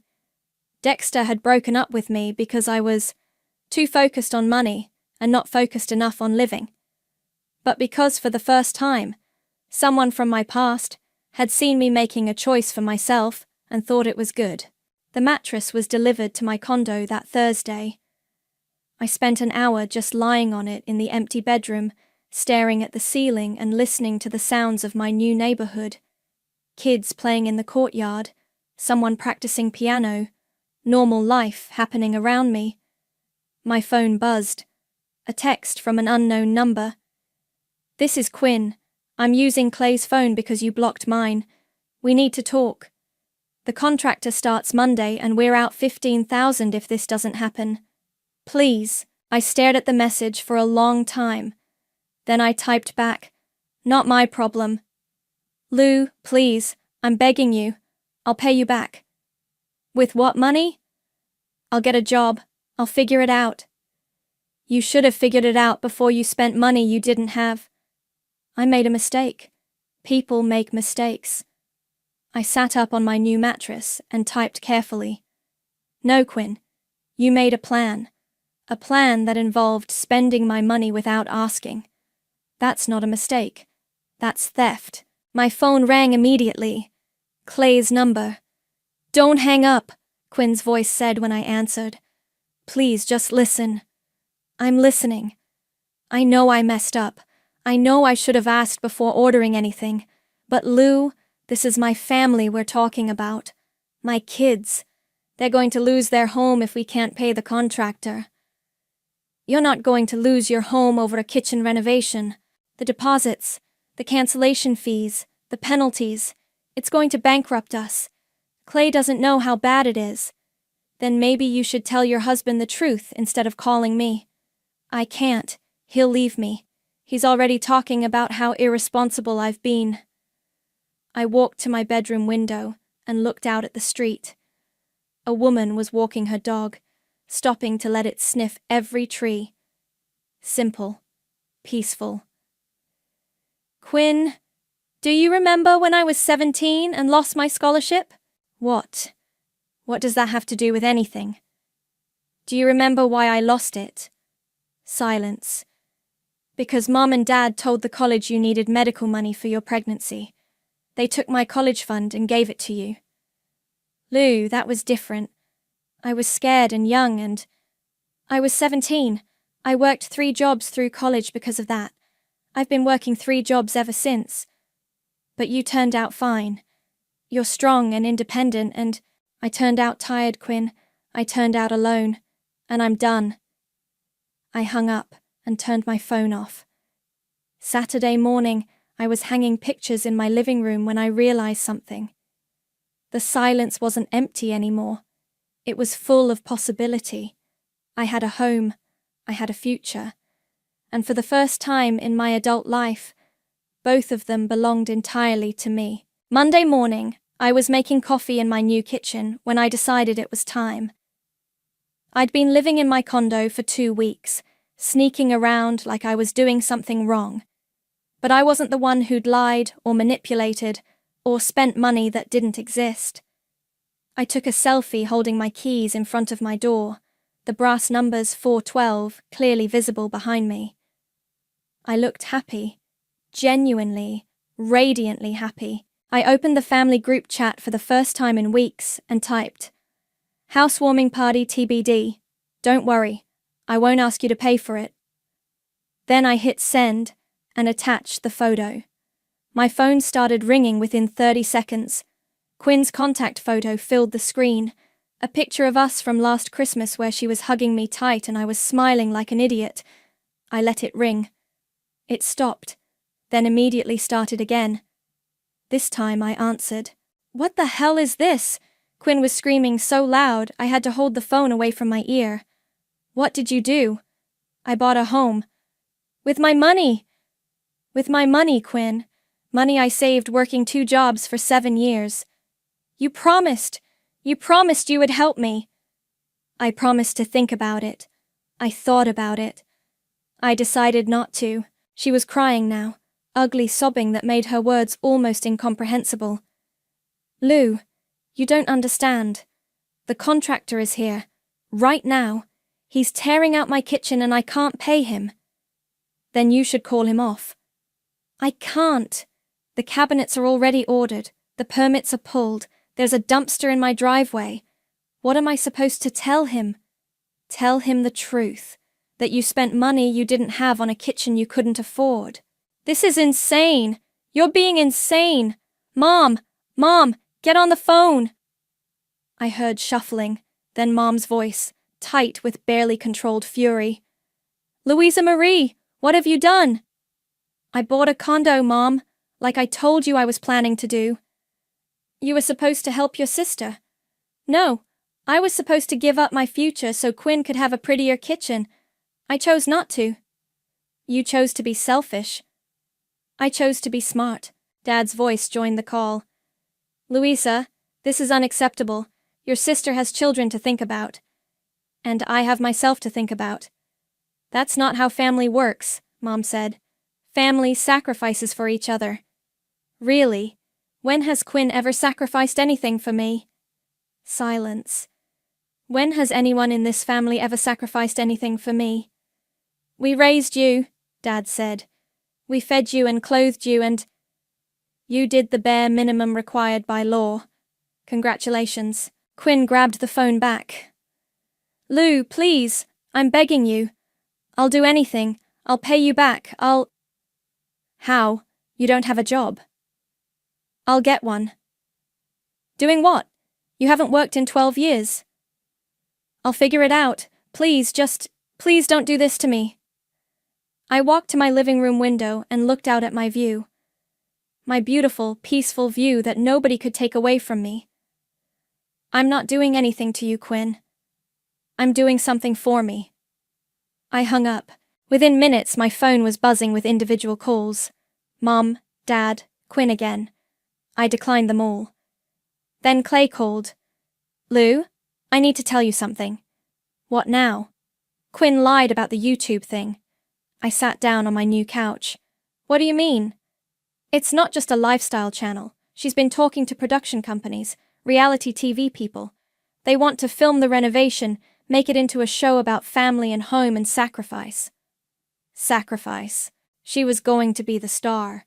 The perfect mom with the perfect kitchen. Talking about how her amazing sister gave up everything to make her dreams come true.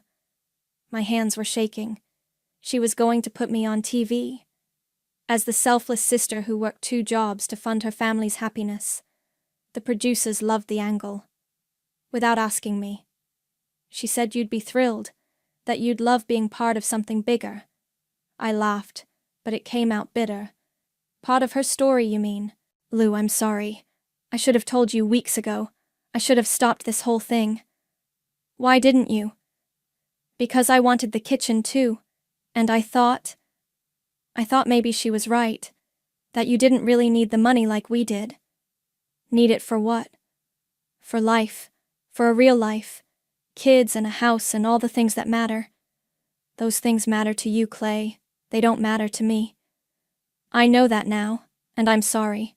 After he hung up, I sat in my quiet living room and tried to process what I'd just learned. Quinn hadn't just wanted my money. She'd wanted to turn my sacrifice into entertainment, to profit off my pain while painting herself as the deserving recipient of my generosity. My phone buzzed with a text from an unknown number. This is Mom. I'm very disappointed in you. Your sister is having a breakdown and it's your fault. I typed back. Tell Quinn I said good luck with the TV show. Then I blocked the number, turned off my phone, and made myself dinner in my beautiful kitchen that belonged to nobody but me. The consequences came fast and brutal. Tuesday morning, I got a text from Quinn. The kid's birthday party is this weekend. Don't come. I stared at the message. Emma was turning 7, Jake was turning 5. I'd been planning their parties since they were born. Always the aunt who showed up with the perfect gifts and helped clean up afterward. I texted back, Fine. Fine? That's all you have to say? You're missing your niece and nephew's birthday because you're being petty. I'm not missing anything. You uninvited me. Because you stole from us. I stole my own money. She didn't respond. Wednesday, Dad called from his office.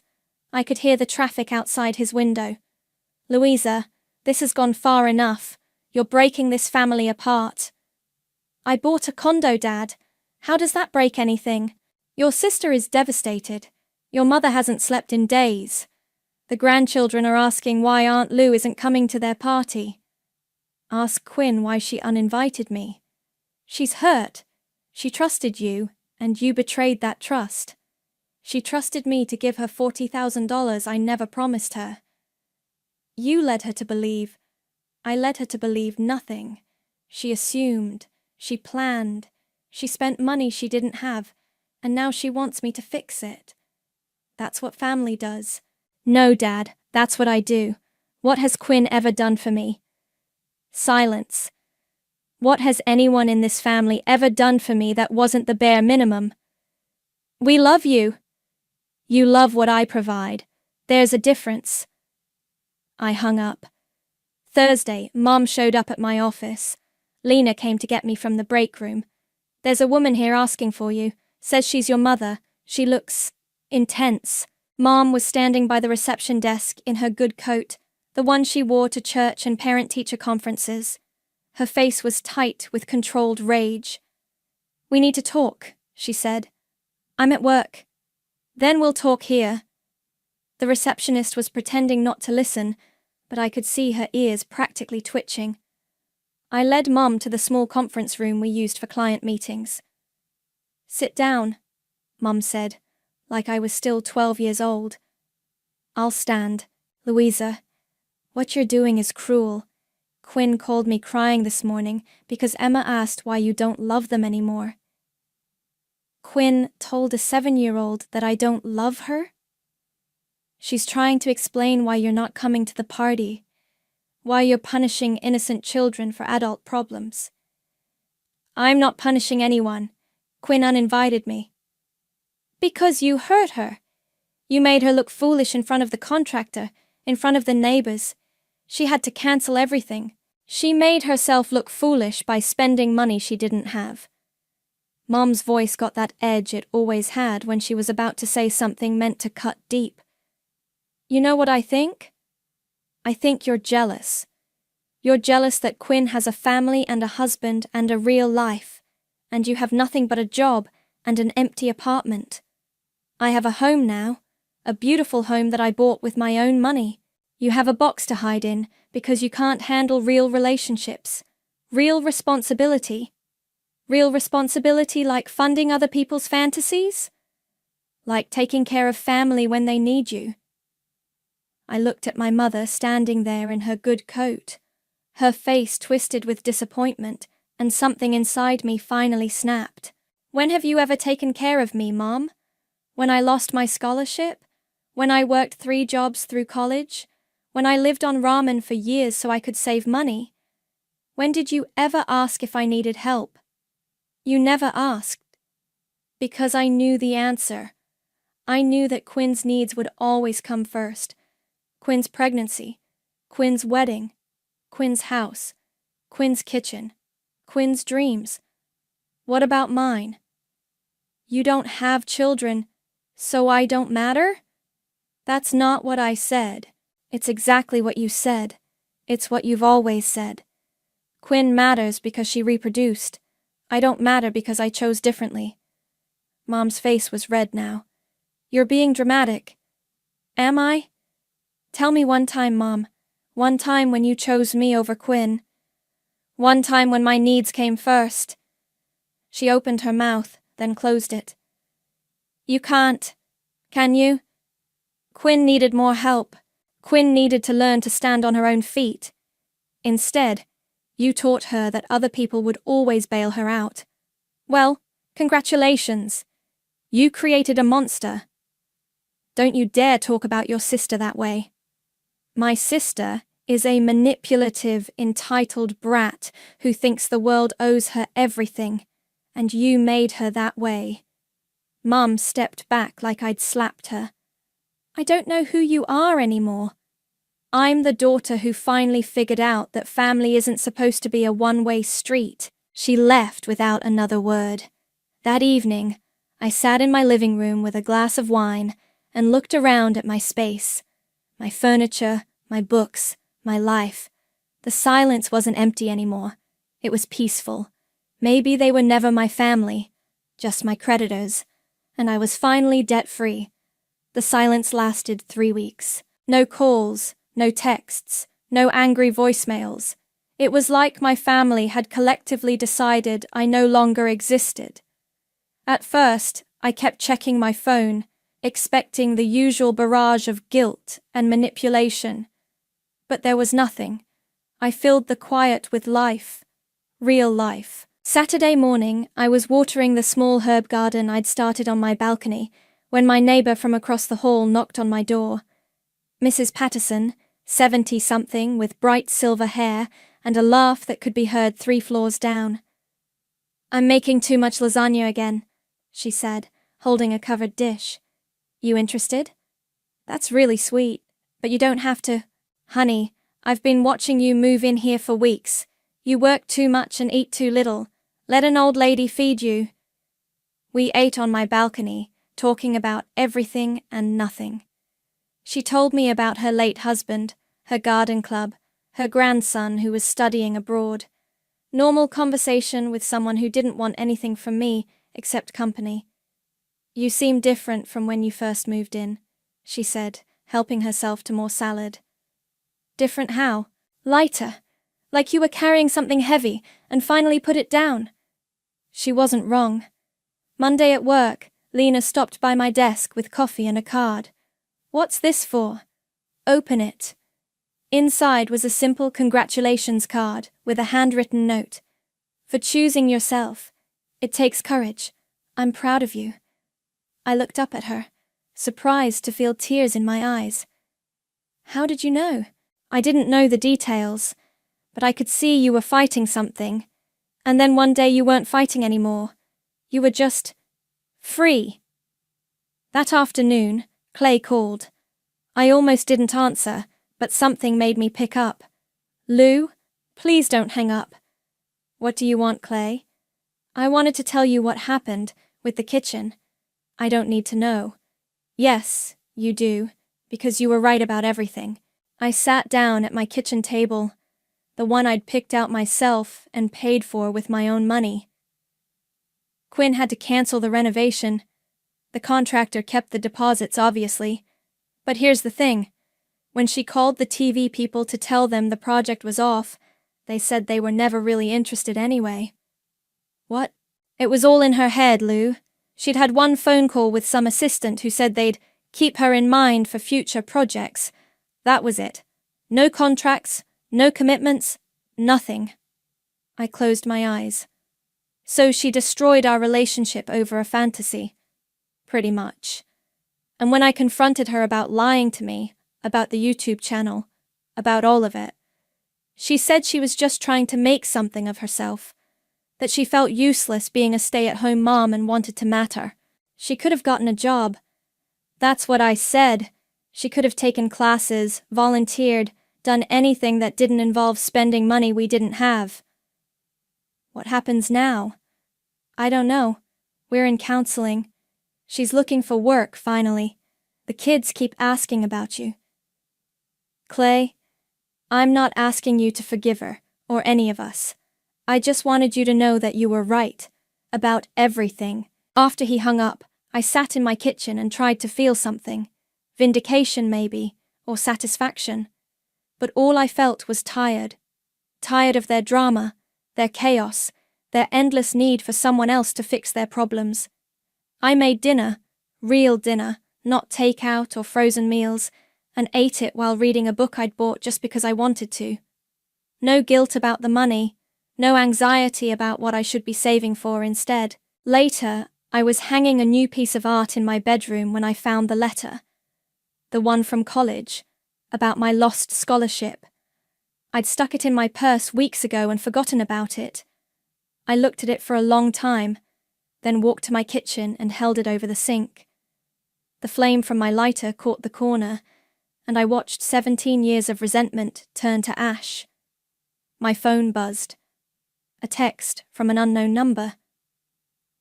"This is Emma. Daddy gave me his phone. I miss you, Aunt Lou. Do you miss me?" I stared at the message, my heart breaking a little. Then I typed back, "I miss you too, sweetheart. Maybe we can have a play date soon.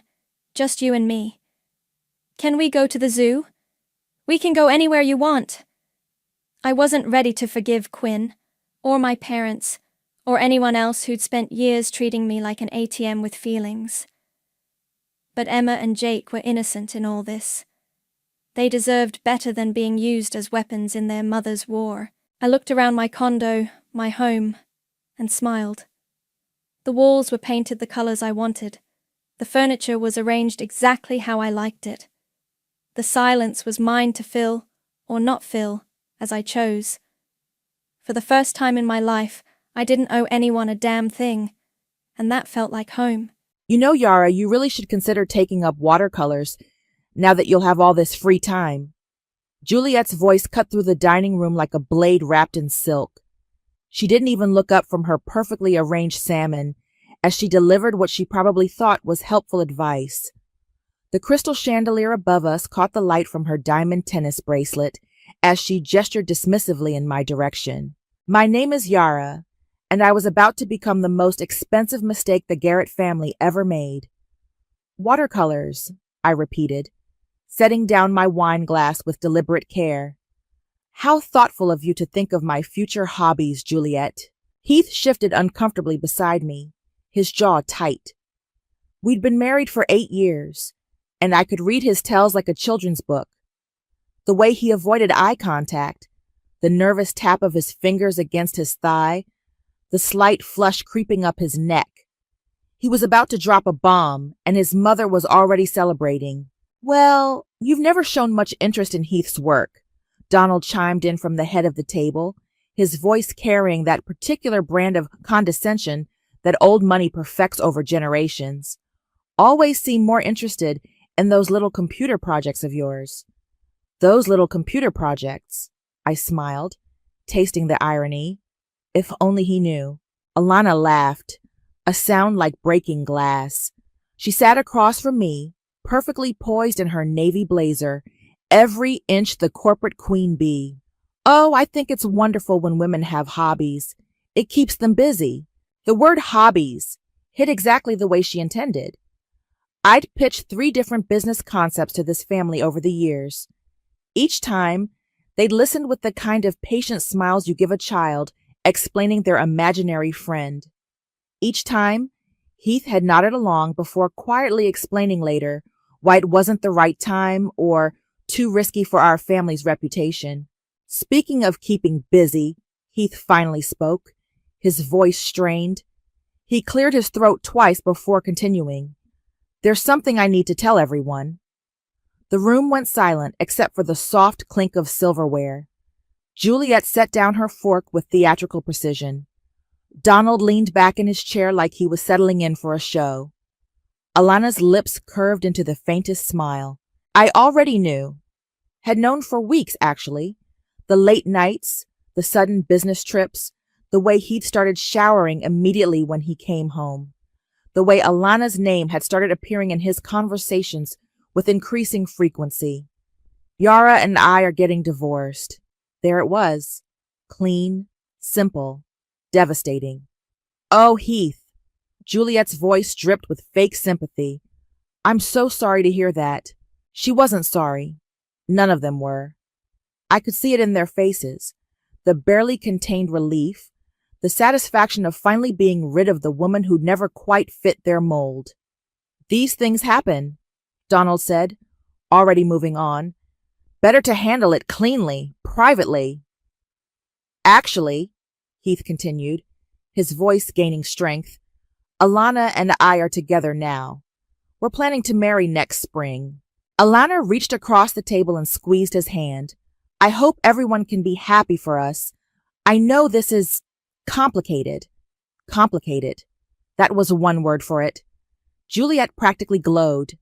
Alana, darling, you know we've always adored you. You're so perfect for Heath. You understand his world. His world? The world I'd been living in for 8 years but apparently never belonged to. Well, I said, standing slowly, I suppose congratulations are in order. The silence stretched like a rubber band about to snap. Yara, Heath started, but I held up my hand. No, really. I'm happy for you both. I looked directly at Alana. You're getting exactly what you wanted. Juliet reached into her purse and pulled out an envelope. Yara, dear, we've prepared a little something to help with your transition. Consider it a gesture of goodwill. A severance package. They were giving me a severance package like I was a fired employee instead of a family member. I took the envelope without opening it. How generous. We just want to make sure you land on your feet, Donald said. Find your own path. My own path. If they only knew I'd been building it for 3 years already. I walked around the table, kissed Heath's cheek. He flinched and headed for the door. Yara, Juliet called after me. Do take care of yourself. I paused at the threshold and turned back. They were all watching me with expressions ranging from pity to satisfaction. 8 years of my life, and this was how it ended, with a check and a pat on the head. I smiled then, the kind of smile that should have made them nervous. Don't worry about me, I said. I have a feeling I'm going to do just fine. The envelope sat on my kitchen counter like a loaded gun. I'd been staring at it for 20 minutes, still wearing the black dress I'd chosen specifically because Juliet hated it. Too tight, she'd said once. Too attention-seeking. My phone buzzed. Nora. How did it go? Her voice was careful, like she was talking to someone on a ledge. Exactly as expected. I picked up the envelope, feeling its weight. They gave me severance pay. They what? Like I was an employee they were letting go. Very generous of them, really. Nora was quiet for a moment. She was the only person who knew about Phoenix Consulting, my little computer project that had been quietly generating 6 figures for the past 3 years. While he thought I was playing around with websites, I'd been building a consulting firm that specialized in digital transformation for mid-sized companies. How much? She asked. I tore open the envelope. The check was made out in Juliet's careful script. $50,000. Jesus. I know, right? $50,000 to disappear from their lives forever. I laughed, but it came out sharp. Do you know what I can do with $50,000? Yara, I can leverage it. Use it as collateral for a business loan. Maybe acquire that struggling firm in Portland we've been watching. Slow down. You just got divorced an hour ago. No, I got free an hour ago. I walked to my laptop and opened it. The Phoenix Consulting dashboard loaded, showing our current client roster, revenue projections, and the acquisition targets I'd been tracking. Nora, pull up the Garrett Industries file. Why? Just do it. I heard her typing. Okay, I'm looking at it. What's their debt-to-equity ratio? Yara, what are you thinking? Answer the question. She sighed. It's not great. They're over-leveraged from that expansion into the European market. Why? I smiled at my reflection in the laptop screen. Because I think it's time Phoenix Consulting got more aggressive with our growth strategy. You want to go after Heath's family business? I want to go after a vulnerable company that's ripe for acquisition. The fact that it belongs to my ex-husband's family is just convenient. Nora was quiet for a long moment. This is about revenge. This is about business. Bullshit. I closed the laptop. Fine. It's about both. They spent 8 years treating me like a decorative houseplant. They just paid me to disappear. Well, congratulations. They're about to get exactly what they paid for. Yara, listen to yourself. You're talking about corporate warfare. I'm talking about capitalism. They taught me the rules, Nora. They just never expected me to play by them. My phone rang. Heath. I let it go to voicemail, then played it on speaker. Yara, it's me. Look, I know tonight was difficult, but I hope we can handle this maturely. My lawyer will be in touch about the paperwork. And Yara, please don't make this harder than it has to be. I deleted the message. He sounds worried, Nora said. He should be. I opened my laptop again and pulled up the business loan application I'd been working on for months. I need you to run the numbers on a hostile takeover scenario. A what? You heard me. I want to know what it would cost to acquire a controlling interest in Garrett Industries. That would take millions. Phoenix Consulting cleared $2.3 million last year. We have assets, we have credit, and now we have $50,000 in seed money from the Garrett family themselves. I started typing. Plus, I know things about their business that their competitors don't. Like what? Like the fact that their biggest client, Morrison Tech, is unhappy with their service level. Like the fact that 3 of their senior developers are looking for new jobs. Like the fact that Alana's management style has already pissed off half the sales team. How do you know all that? Because I spent 8 years listening to Heath complain about work over dinner. Turns out all those boring conversations were actually corporate intelligence briefings. Nora laughed despite herself. You're insane. I'm motivated. There's a difference. I pulled up Garrett Industries' public financial statements. They think I'm going to fade away quietly, maybe start a little Etsy shop or something. They have no idea what I've been building. And when they find out? I thought about Juliet's condescending smile, Donald's dismissive wave, Alana's perfectly manicured fingers intertwined with my husband's. When they find out, it'll be too late. This could backfire spectacularly, or it could be the best investment I ever make. I click submit on the loan application. Either way, it beats watercolors. Nora was quiet for a moment. What do you need me to do? Research. I want to know everything about Garrett Industries' vulnerabilities, client relationships, employee satisfaction, cash flow problems, everything. And then we're going to give them exactly what they deserve. 6 months later, I stood in the lobby of the Meridian Hotel, adjusting the emerald green dress I'd bought specifically for tonight's charity gala. The same event where Heath had proposed to me 9 years ago. The irony wasn't lost on me. You clean up nice for a tech mogul, Nora said, appearing beside me with 2 champagne flutes. Phoenix Consulting has had a good year. I took the glass, scanning the crowd. Speaking of which, did Marcus finalize the Peterson Group acquisition? Signed this morning. That makes 4 companies in 6 months.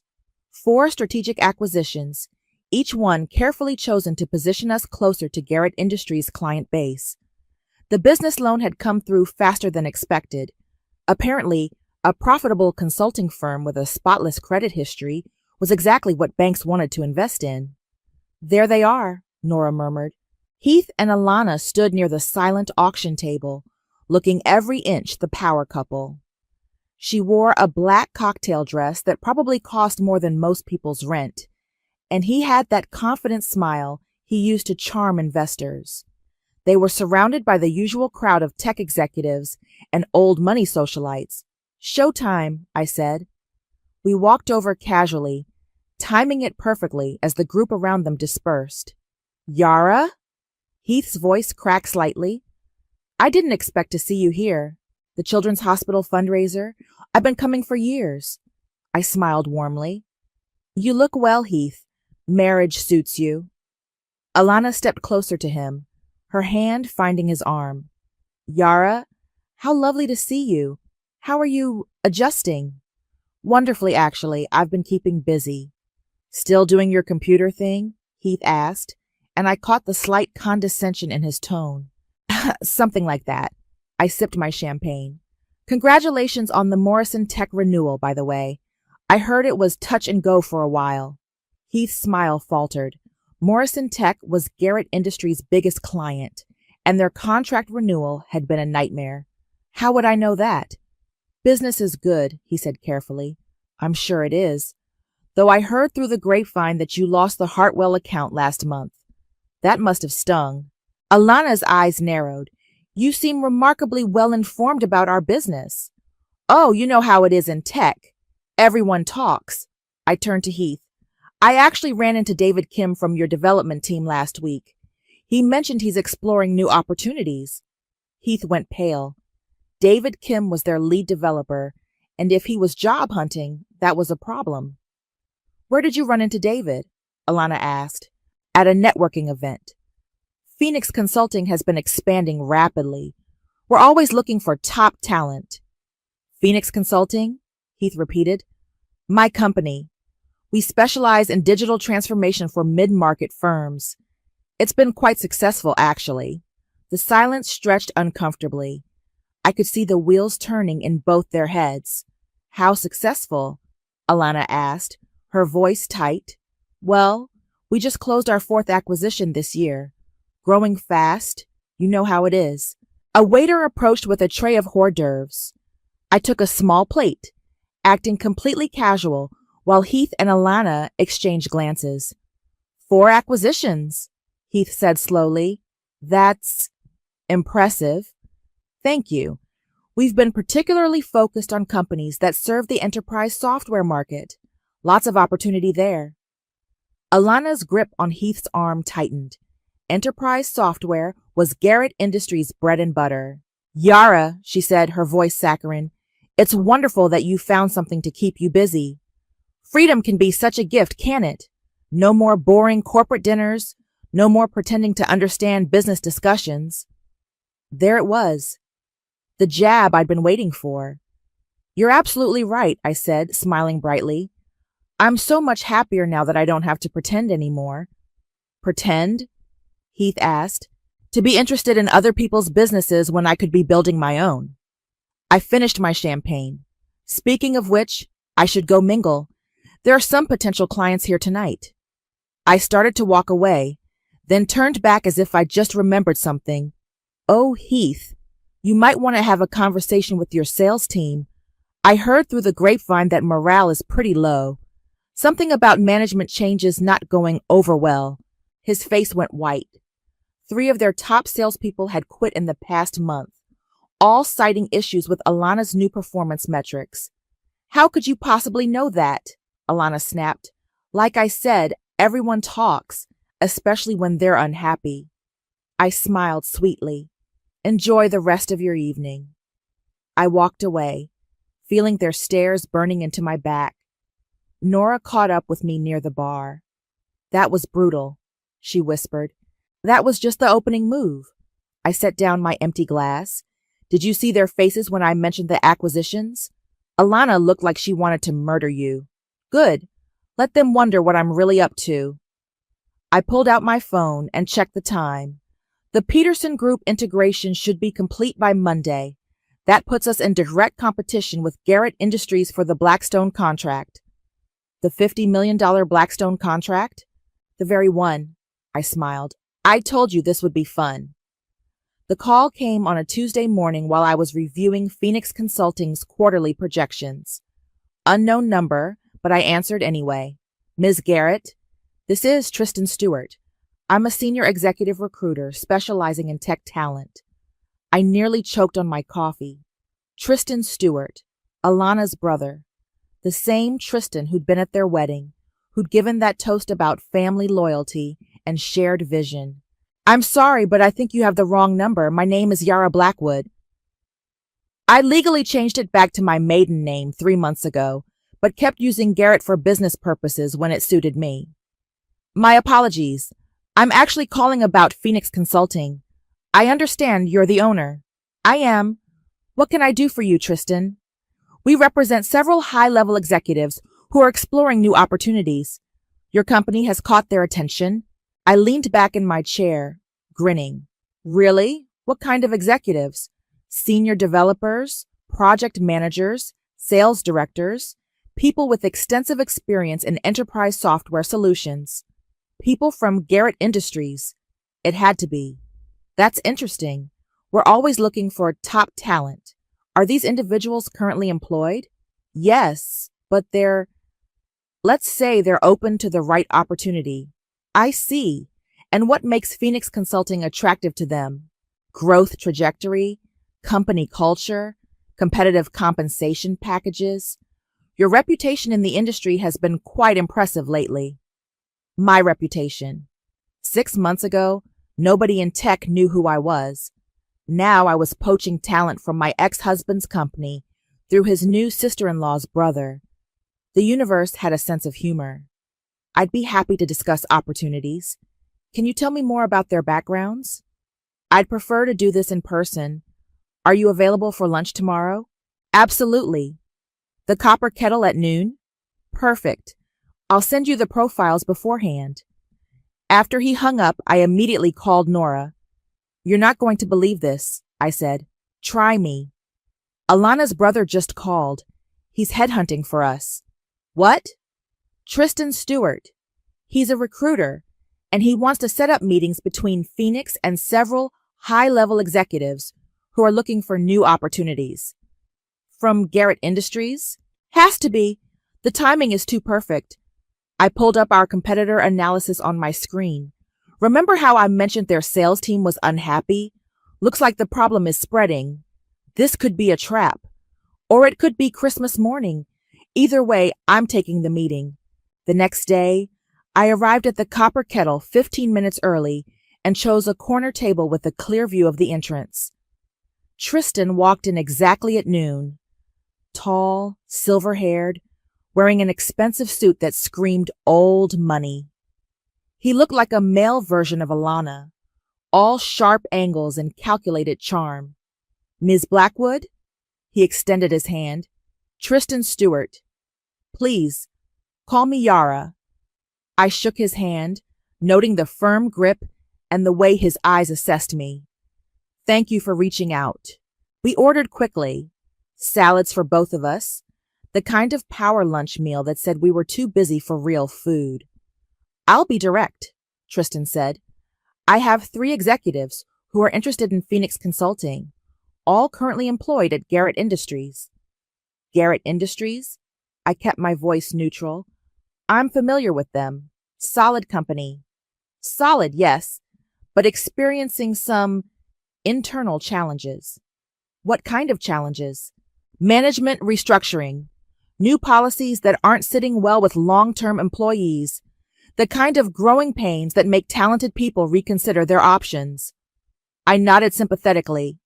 That's unfortunate. What positions are we talking about?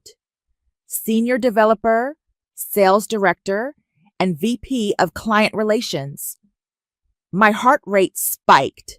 The VP of client relations managed all of Garrett Industries' major accounts, including Morrison Tech and the Blackstone contract. Impressive backgrounds, I'm sure. The best. Each has over 10 years with the company, deep client relationships, institutional knowledge, proven track records. And they're all looking to leave at the same time? Tristan's smile was thin. Let's just say the new management style isn't universally appreciated. I see. What kind of compensation are they expecting? Competitive base, equity participation, and... He paused. Discretion. Discretion? Non-compete clauses can be complicated. They'd need assurance that their transition would be handled professionally. I almost laughed. He was asking me to help them break their non-compete agreements with my ex-husband's company. Phoenix Consulting has excellent legal counsel. We're very experienced with talent transitions. Good. There's one more thing. He leaned forward. They're particularly interested in your acquisition strategy. Word is you're expanding aggressively. We are. The market is ripe for consolidation. Any particular targets? I met his eyes directly. We're always looking for undervalued companies with strong client bases and growth potential. Companies like Garrett Industries? The question hung in the air like smoke. This was it. The moment where I had to decide how much to reveal. Garrett Industries is an established player, I said carefully. But established doesn't always mean stable. No, it doesn't. He smiled. I think my clients would be very interested in that perspective. When can we meet? This Friday. My office. 2:00. Perfect. I stood to leave, then paused. Tristan, can I ask you something? Of course. Do you know who I am? His smile faltered slightly. I'm sorry? My full name, my background, my connection to Garrett Industries. He was quiet for a long moment. Should I? No, I said, smiling. But you will. I walked out of the restaurant knowing I just lit a fuse. The only question was how long it would take to reach the dynamite. The call came at 6 a.m. on a Monday. Nora's voice was breathless with excitement. It worked. The shell company acquisition went through. We officially own 38% of Garrett Industries. I sat up in bed, fully awake. 38%?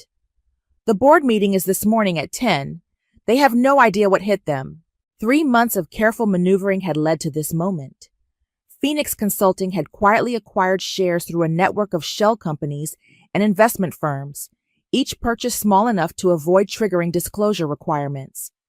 The beauty of it was that Garrett Industries was so focused on their operational problems, the talent hemorrhaging, the client defections, the internal chaos, they hadn't noticed the systematic buying of their stock. Are you ready for this? Nora asked. I've been ready for 8 years. I arrived at the Garrett Industries building at 9:45 a.m., wearing my sharpest black suit and carrying a leather portfolio that contained the documents that would change everything. The lobby looked exactly the same as it had during those rare occasions when Heath had brought me to company events. Marble floors, expensive art, the kind of understated luxury that whispered old money. The elevator ride to the 15th floor felt like ascending to my own coronation. The boardroom was already full when I walked in. Donald sat at the head of the table, looking older than I remembered. Heath was to his right, Alana beside him. The other board members, faces I recognized from years of the corporate functions, were scattered around the mahogany table. The conversation stopped when I entered. I'm sorry, Donald said, but this is a private board meeting. Actually, I said, taking the empty chair at the far end of the table, I have every right to be here. Heath stood up. Yara, what the hell are you doing? Attending a board meeting of a company I own. I opened my portfolio and pulled out the stock certificates. As of this morning, Phoenix Consulting and its affiliated entities own 38% of Garrett Industries. The silence was deafening. That's impossible, Alana said, her voice sharp. We would have been notified of any major stock purchases. You were. Every purchase was properly filed with the SEC. You just didn't connect the dots. I slid copies of the documentation across the table. Meridian Holdings, Blackstone Ventures, Pacific Investment Group, all subsidiaries of Phoenix Consulting. Donald's face had gone gray. This is a hostile takeover. This is capitalism, I smiled. And according to the corporate bylaws, any shareholder with more than 35% has the right to call for new board elections. You can't do this, Heath said, his voice rising. This company has been in our family for 40 years. And now it's mine. Alana was frantically typing on her phone. I'm calling our lawyers. Go ahead. You'll find everything is completely legal. I stood up and walked to the window, looking out at the city skyline. Though I should mention, 3 of your senior executives will be joining Phoenix Consulting next week, along with the Morrison Tech and Blackstone contracts. What? Donald's voice was barely a whisper. David Kim, Sarah Martinez, and Robert Chen. I turned back to face them. They've already signed their new employment agreements. Non-compete clauses are tricky things. Turns out they're not enforceable when the company violates its own employment policies. Heath slammed his hand on the table. This is revenge, pure and simple. This is business. You taught me that, remember?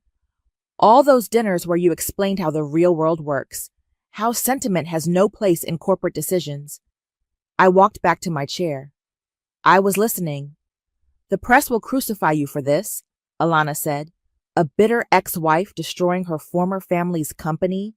The optics are terrible. Are they? Because the story I'm hearing is about a brilliant entrepreneur who built a consulting empire from nothing and then executed a masterful acquisition of an underperforming competitor. I sat down and crossed my legs. The press loves a success story. My phone buzzed. A text from Shanice. My legal advisor. TechCrunch wants an exclusive. Wall Street Journal is calling. Stock price up 12%. Speaking of the press, I said, you might want to check the news. The announcement went live 20 minutes ago. Several board members immediately reached for their phones. I watched their faces change as they read the headlines. Phoenix Consulting acquires controlling interest in Garrett Industries. Tech mogul Yara. Blackwood orchestrates stunning corporate takeover. From startup to empire, the rise of Phoenix Consulting. This will destroy you, Juliet's voice came from the doorway. I hadn't heard her come in, but there she stood, impeccably dressed as always, her face a mask of cold fury. Hello, Juliet. You look well. You vindictive little— Careful, I interrupted. I'm your new boss. The words hung in the air like a bomb waiting to explode. I'll fight this, she said. We all will. With what? Your stock is worthless now. Your key employees are gone. Your biggest clients are following them. I stood up and gathered my papers. But please, feel free to try. I walked toward the door, then paused. Oh, and Heath, you might want to update your LinkedIn. I hear there are some great opportunities in middle management these days. The elevator doors closed on their stunned faces, and I finally allowed myself to smile. Checkmate. The boardroom felt different when I walked in as CEO 3 weeks later. Same mahogany table, same expensive chairs. But now I sat at the head where Donald used to hold court. The power shift was tangible. You could taste it in the air. Thank you all for coming, I said, looking around the table at the faces that ranged from curious to hostile. I know this transition has been unexpected. Tristan sat to my left, still looking shell-shocked from discovering his mysterious client was his sister's ex-sister-in-law. Across from him, 3 remaining board members who'd survived the purge watched me with barely concealed resentment. Before we begin, I continued, I want to address the elephant in the room. Yes, I was married to Heath. Yes, this acquisition was personal. But personal doesn't mean unprofessional, doesn't it? Margaret Walsh, the longest-serving board member, leaned forward. You've systematically dismantled a 40-year-old company out of spite. I've restructured an underperforming company to maximize shareholder value. The spite was just a bonus. The door burst open. Alana stormed in. Her usually perfect composure cracked. You can't do this. I'm sorry, but this is a closed board meeting. You're no longer— I know exactly what I am. She slammed a folder on the table. I'm the person who's going to expose you for the fraud you are. I glanced at the folder. What's this? Proof that your acquisition was based on insider information. Information you obtained illegally during your marriage. Interesting theory. Do you have evidence? You knew about our client contracts, our employee issues, our financial vulnerabilities, information that wasn't public, information that was discussed at dinner tables, cocktail parties, and family gatherings for 8 years. I opened the folder and scanned the documents. This is all circumstantial. It's enough to trigger an SEC investigation. Go ahead. I welcome the scrutiny. I closed the folder and slid it back to her. While they're investigating, they'll discover that every stock purchase was legal, every business decision was sound, and every piece of information I used was either public or obtained through legitimate business channels. Tristan cleared his throat. Alana, perhaps we should— Don't. She whirled on him. Don't you dare defend her. She played you, Tristan. She used you to recruit our own employees. I used a headhunter to recruit talent. That's called business. You destroyed our family's legacy. Your family destroyed your legacy the moment you decided I wasn't worth listening to. I stood up, walking to the window. 8 years of board meetings where I was treated like furniture. 8 years of business ideas dismissed without consideration. 8 years of being told I didn't understand the real world. So this is revenge. This is justice. I turned back to face her. You want to know what's really satisfying? It's not the money or the power. It's proving that the decorative wife you all mocked was smarter than every single one of you. You're delusional if you think, I think I turned $50,000 into a $100 million company in less than 4 years. I think I identified and exploited every weakness in your business model. I think I'm sitting in the CEO chair while you're standing there unemployed. Alana's face went white. You haven't won yet. Haven't I? I pulled out my phone and showed her the screen. Stock price is up 30% since the acquisition announcement. Client retention is at 95%. Employee satisfaction scores have doubled. That's impossible. Turns out people prefer working for someone who actually listens to them. I sat back down. Which brings me to my next point. I'm offering employment contracts to everyone in this room. The silence was deafening. Generous packages, equity participation, full benefits.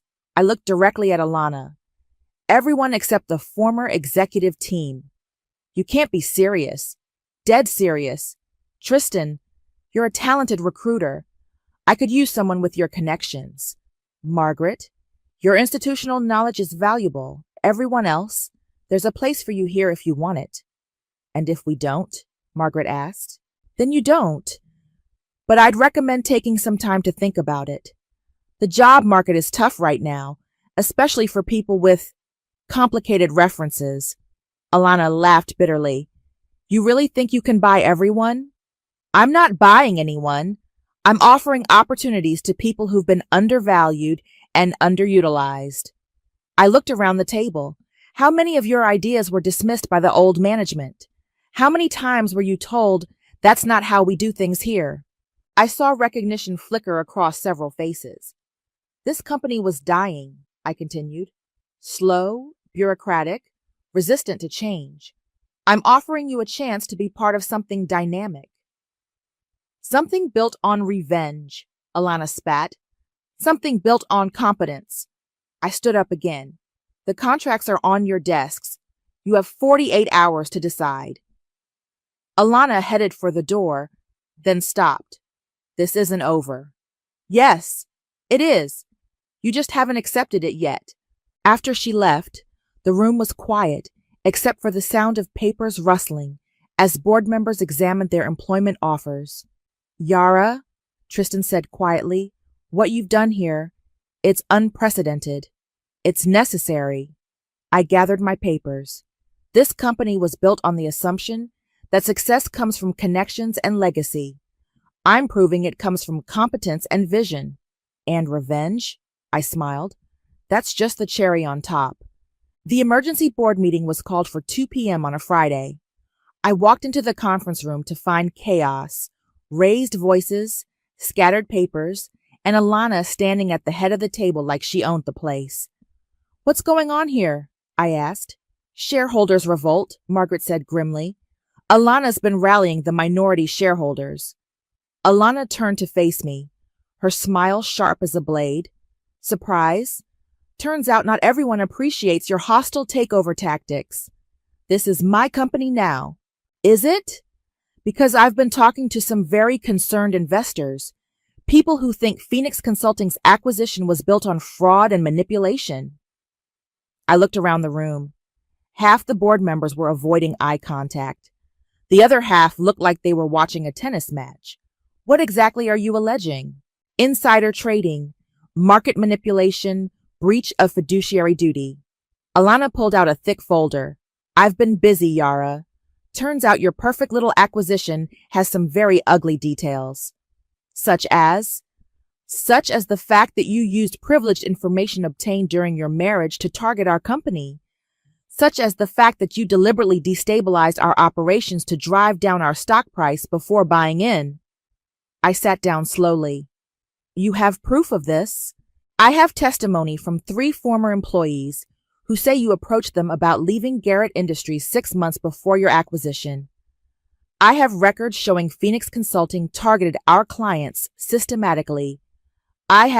You have circumstantial evidence and disgruntled ex-employees. I leaned back in my chair. Is that really the hill you want to die on? I have enough to trigger a federal investigation, and I have enough minority shareholders to call for your removal as CEO. The room went silent. Margaret cleared her throat. Alana, what exactly are you proposing? A vote of no confidence. Today. Right now. That's not how this works, I said. I need 30% of outstanding shares to call the vote. I have 32%. Alana's smile was triumphant. Surprise number 2. My phone buzzed. A text from Nora. Emergency. Shareholders meeting in lobby. Press outside. This is bad. There's a shareholders meeting happening downstairs right now, Alana continued. Local news is covering it. Wall Street Journal has a reporter here. Your corporate fairy tale is about to become a very public nightmare. I stood up. Fine, let's go. Yara, Tristan said quietly, maybe you should reconsider. Reconsider what? Defending the company I built? I looked around the room. Anyone who wants to abandon ship is welcome to. But I'm going downstairs to face whatever circus Alana has organized. The elevator ride down felt like descending into hell. When the doors opened, I could see the crowd through the glass lobby doors. Shareholders, reporters, camera crews. Alana had orchestrated a media spectacle. Last chance to settle this quietly, she said as we walked toward the lobby. What are your terms? Resign as CEO. Sell your shares back to the family at cost, disappear. And if I don't, then I destroy you publicly. Your reputation, your company, your future, all of it. I pushed open the lobby doors. The crowd turned toward us like a pack of wolves scenting blood. Cameras flashed, microphones were thrust forward, and voices shouted questions. Ms. Blackwood, is it true you used insider information to acquire Garrett Industries? Are you responding to allegations of market manipulation? What's your response to calls for your resignation? I walked to the center of the lobby, Alana beside me. The crowd pressed closer. I'll make a statement, I said, my voice carrying over the noise. The crowd quieted. 6 months ago, I was dismissed from this building as a failed wife with no business sense. Today, I stand here as the CEO of a company that's increased in value by 40% since my acquisition. But what about the allegations? A reporter shouted. The allegations are desperate attempts by people who can't accept that they were outmaneuvered by someone they underestimated. I looked directly at Alana. Every stock purchase was legal. Every business decision was strategic. Every move I made was within the bounds of corporate law. You used privileged information. Alana stepped forward. Information you obtained illegally. I used information that was freely shared at family dinners and cocktail parties. Information that anyone paying attention could have gathered. I turned to the cameras. The real question is, why didn't the previous management act on information they had access to for years? Because we trusted you. Alana's composure finally cracked. We treated you like family. You treated me like furniture. There's a difference, the crowd murmured. I could see some of the shareholders nodding. This woman destroyed a 40-year-old family business out of spite, Alana continued. She's a vindictive ex-wife who... I'm a businesswoman who saw an opportunity and took it. I stepped closer to the microphones. Garrett Industries was failing under the old management. Client satisfaction was down. Employee turnover was up. And the stock price was stagnant. I didn't destroy this company. I saved it. The numbers don't lie, Margaret said, stepping forward. Revenue is up 28% since the acquisition. Because she stole our clients, Alana shouted. Because I provided better service, I replied calmly. Because I listened to what clients actually wanted, instead of assuming I knew better. The crowd was shifting. I could feel the momentum changing. Ladies and gentlemen, I said, addressing the shareholders directly, you have a choice. You can side with the people who ran this company into the ground, or you can trust the person who's already proven she can turn it around. All in favor of the no confidence vote? Alana called out desperately. A few hands went up. Not enough. All opposed? A sea of hands rose. Alana's face went white. This isn't over. Yes, I said quietly. It is. The knock on my office door came at 7 p.m. on a Tuesday. I looked up from the quarterly report spread across my desk to see Juliet standing in the doorway. She looked smaller somehow, diminished without the armor of her usual social settings. The security guard let me up, she said. I told him I was family. We're family, I corrected, not looking up from my papers. What do you want, Juliet? She walked in uninvited and sat in the chair across from my desk. To talk. About what? Your daughter-in-law's failed coup attempt? Your son's new job at that startup in Portland? Or maybe you want to discuss how I'm ruining the family legacy. About what you've become. That made me look up. What I've become. Cruel. Vindictive. Everything we said you were. I set down my pen. You mean successful? Powerful? Everything you said I'd never be. You've destroyed lives, Yara. Heath can barely find work. Alana's reputation is ruined. Donald's had to sell the house. And you don't care. Should I?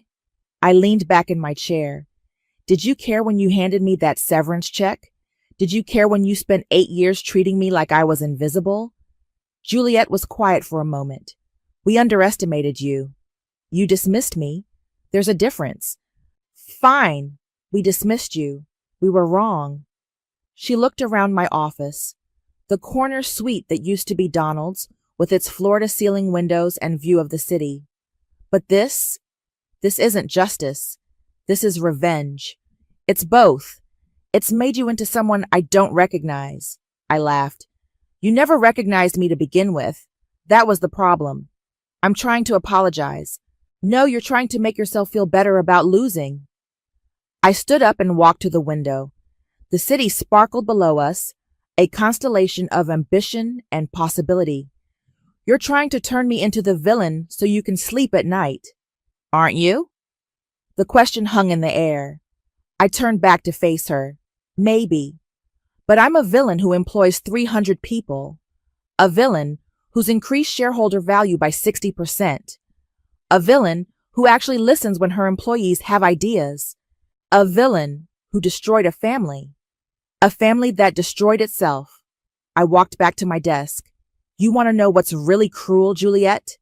It's watching someone you're supposed to love get smaller and smaller until they disappear. It's dismissing their dreams because they don't fit your vision of who they should be. We made mistakes. You made choices. Every snide comment, every dismissive laugh, every time you talked over me or around me, those were choices. Juliet's composure finally cracked. What do you want from us? What would make this stop? Nothing. Because it's already over. I sat back down. You lost. I won. The story's finished. Then why do you look so miserable? The words hit like a physical blow. I stared at her, this woman who'd spent years perfecting the art of cutting remarks, and realized that she'd finally landed one that mattered. I'm not miserable. I'm successful. You're alone. I'm independent. You're isolated. She leaned forward. When's the last time you had dinner with someone who wasn't a business associate? When's the last time you laughed at something that wasn't someone else's failure? I didn't answer because I couldn't. You won, Yara. You got everything you wanted. But what did it cost you? After she left, I sat in my office as the building emptied around me. The cleaning crew worked quietly in the halls, and the city lights blurred together outside my window. My phone buzzed. A text from Nora. Drinks tonight? You've been working too much. I started to type my usual excuse, then stopped. Deleted it. Typed, yes, but somewhere loud and crowded. I'm tired of quiet. I looked around my office one more time. The awards on the walls, the financial reports showing record profits, the framed magazine covers featuring my face. All the proof I'd needed that I was worth something. But Juliet was right about one thing. Victory was supposed to feel different than this. I grabbed my coat and headed for the elevator. Maybe revenge was a dish best served cold, but success was something you had to share to really taste it. The elevator doors closed on my reflection. CEO, entrepreneur, the woman who turned $50,000 into an empire. The woman who'd proven that the decorative wife was anything but. The woman who finally learned the difference between being powerful and being happy. The doors opened on the lobby, and I stepped out into the night, ready to figure out what came next. Pass the salt, Valerie, and try not to drop it this time. Grace's voice cut across the mahogany dining table like a blade wrapped in silk. I reached for the crystal shaker, my fingers steady despite the familiar sting of her words. Around me, the Mason family continued their dinner as if nothing had happened, because to them, nothing had. My name is Valerie, and for 8 years, I've been the ghost at this table. Did you see Margaret's daughter got into Harvard? Olivia announced, her fork pausing mid-air as she delivered what I knew was a calculated blow. Such an accomplished young woman really makes you think about what we pass down to the next generation, doesn't it? Mason cleared his throat but said nothing. He never said anything anymore. Some people are born with drive, Kent added, cutting his steak with surgical precision. Others, well, they find their purpose in supporting those who do. I smiled and took a sip of wine. How lovely for Margaret. Grace's laugh tinkled like breaking glass. Oh, Valerie, always so pleasant. Tell me, what did you accomplish today? Besides the grocery shopping, of course. I organized the charity auction materials for your event next week. I kept my voice level, though my free hand found the small locket at my throat, my grandmother's locket, the only thing in this house that truly belonged to me. How domestic of you, Olivia smirked. Though I suppose someone has to handle the busy work while the rest of us focus on the important things. The chandelier above us cast everything in golden light, making the scene look like something from a magazine spread. Perfect family in perfect home with perfect lives, if only they knew. Speaking of important things, Kent said, dabbing his mouth with his napkin. The club dues are coming up again.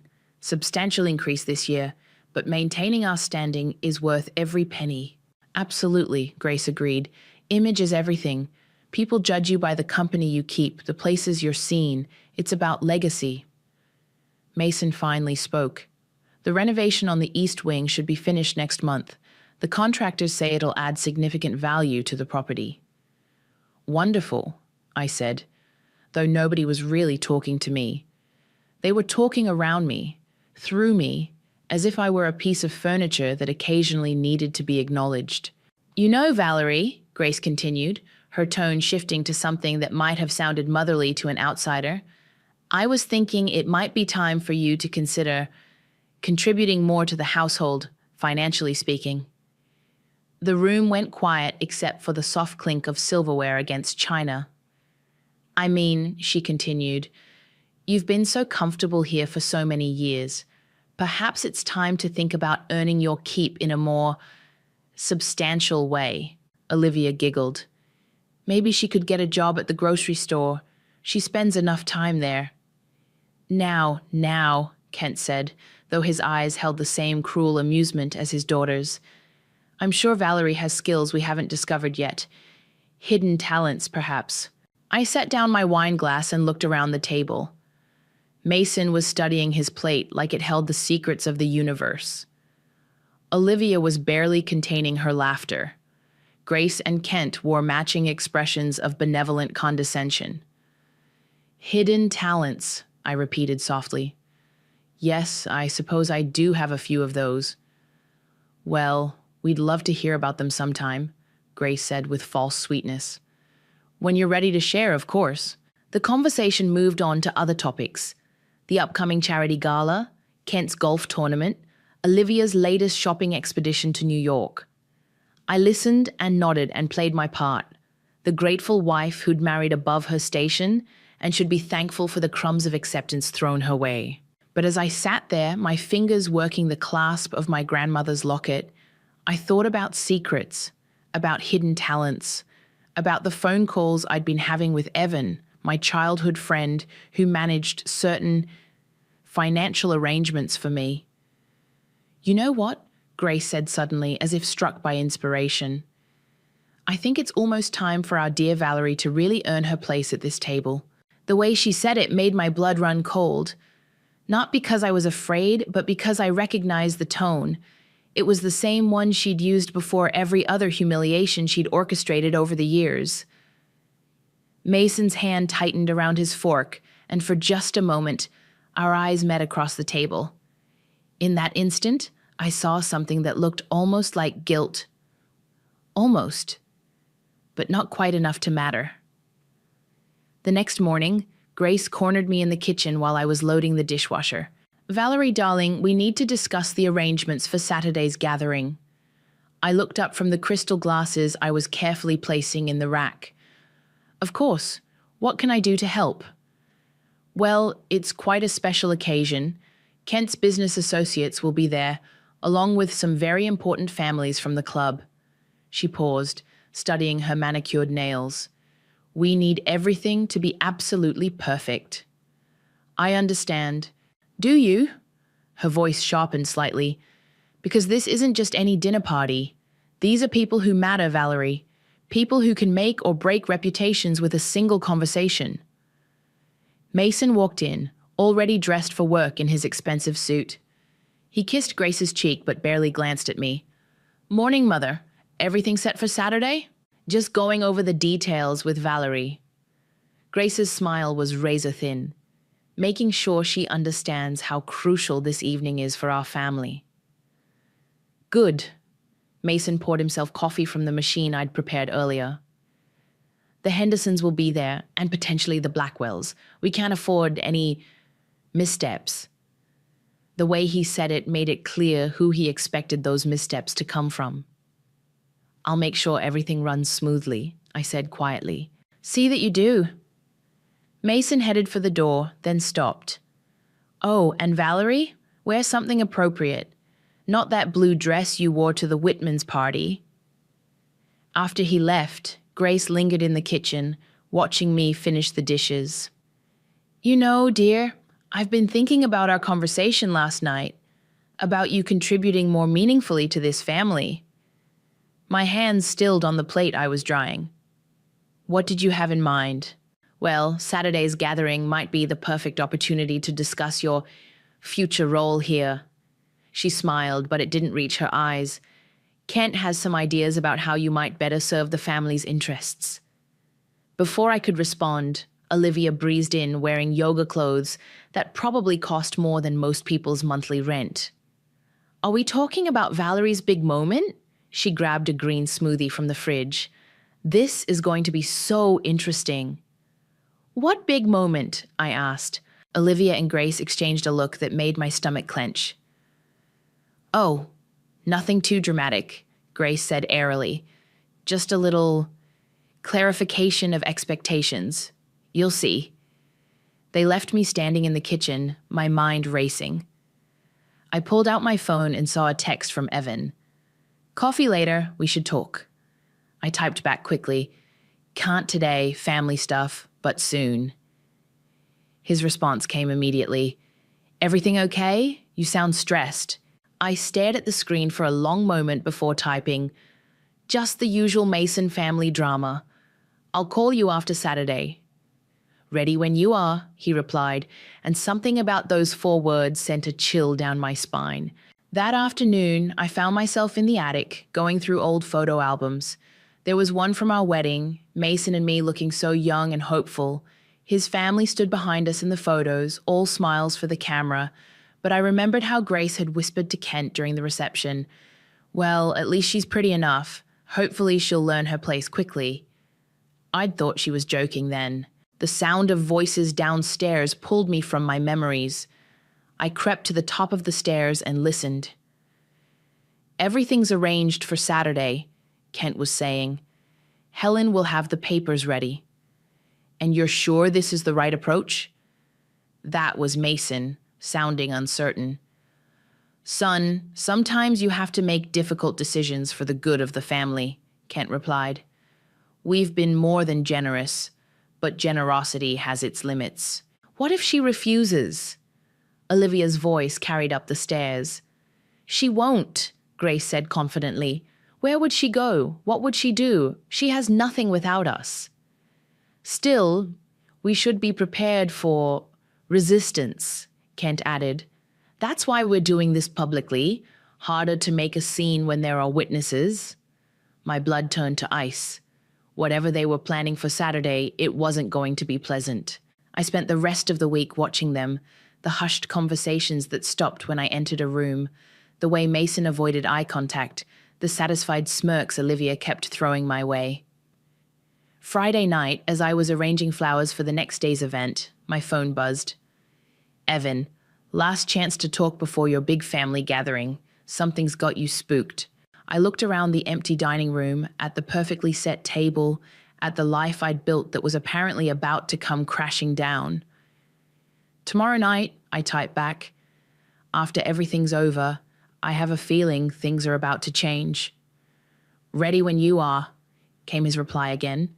This time those words felt like a promise. Saturday's dinner party went perfectly. Too perfectly.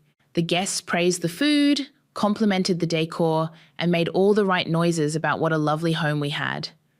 I played my part, the gracious hostess who smiled and nodded and made sure everyone's wine glass stayed full.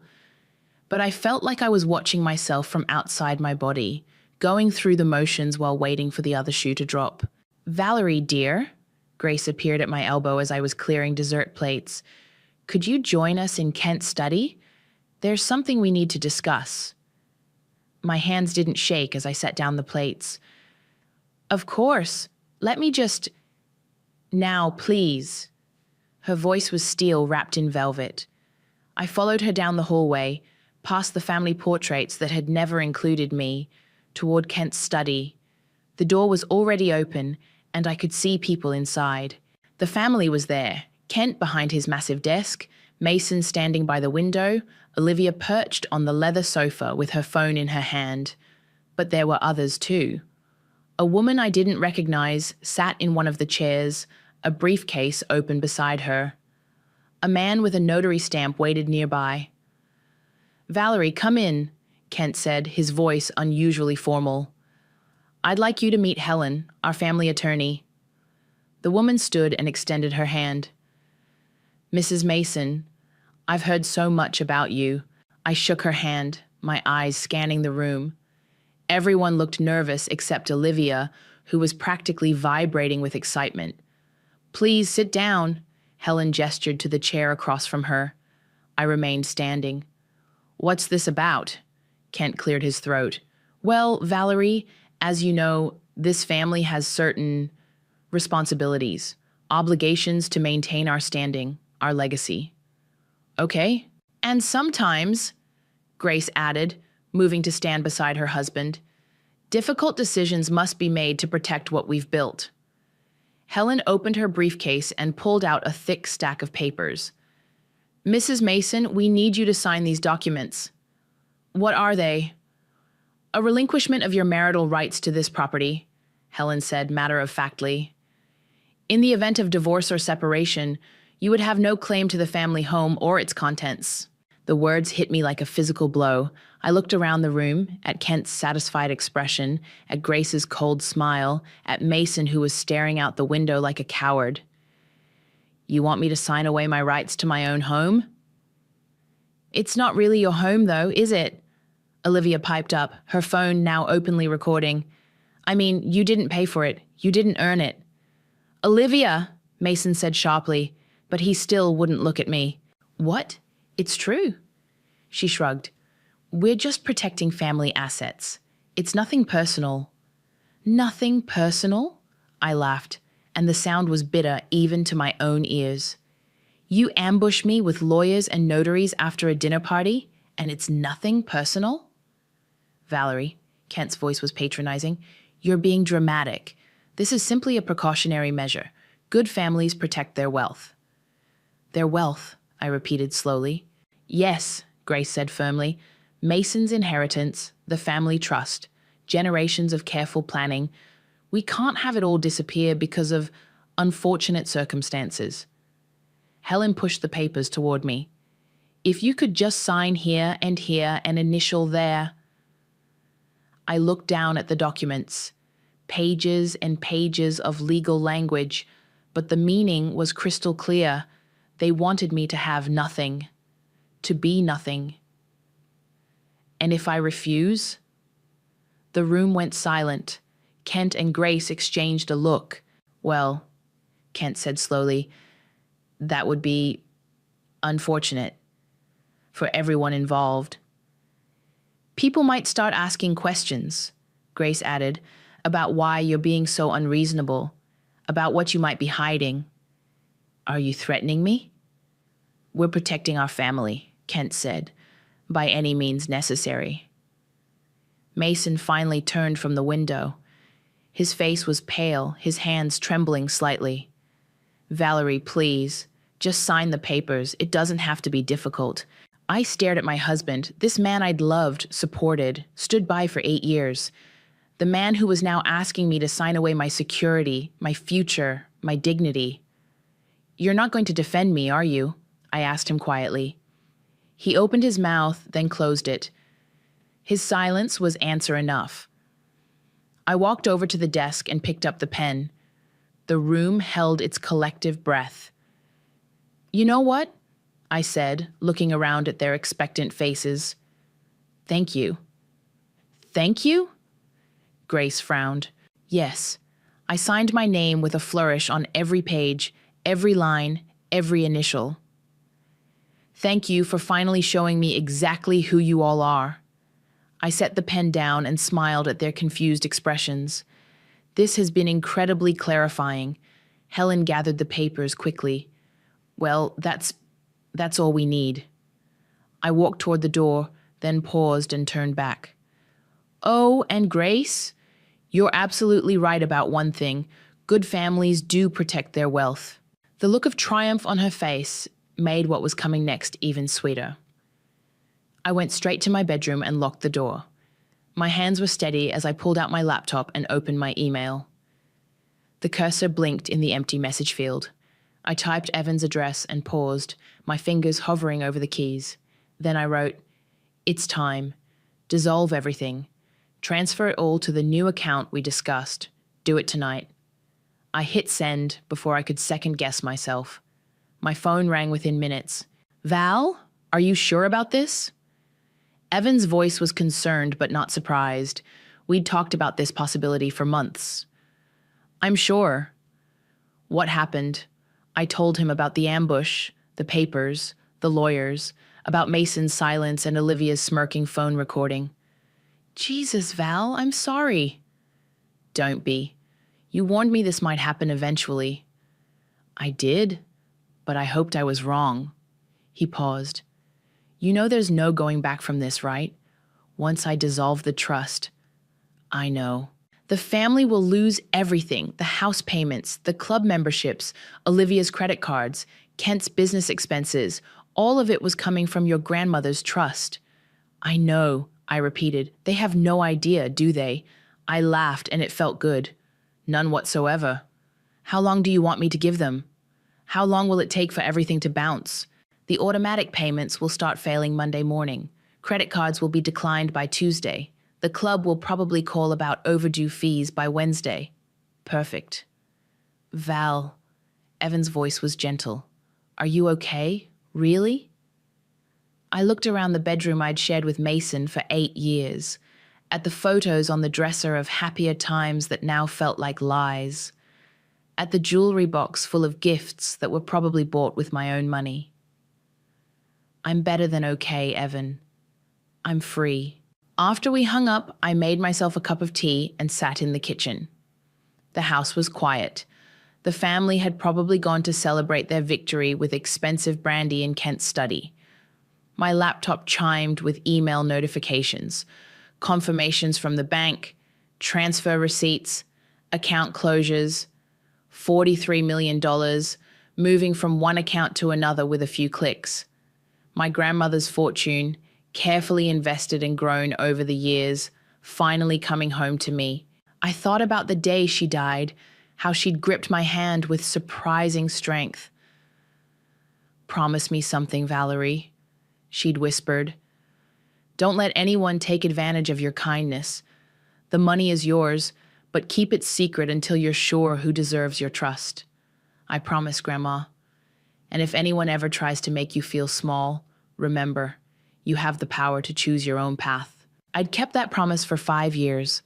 Through every snide comment, every dismissive look, every moment of being treated like hired help in my own home.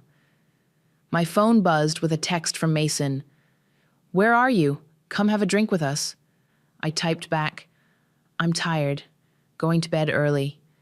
Don't be upset about tonight. It's just business." Just business. 8 years of marriage reduced to a business transaction. I didn't reply. Instead, I opened my laptop again and started making lists. Things I'd need to do, places I'd need to go, people I'd need to call. My new life was going to require planning.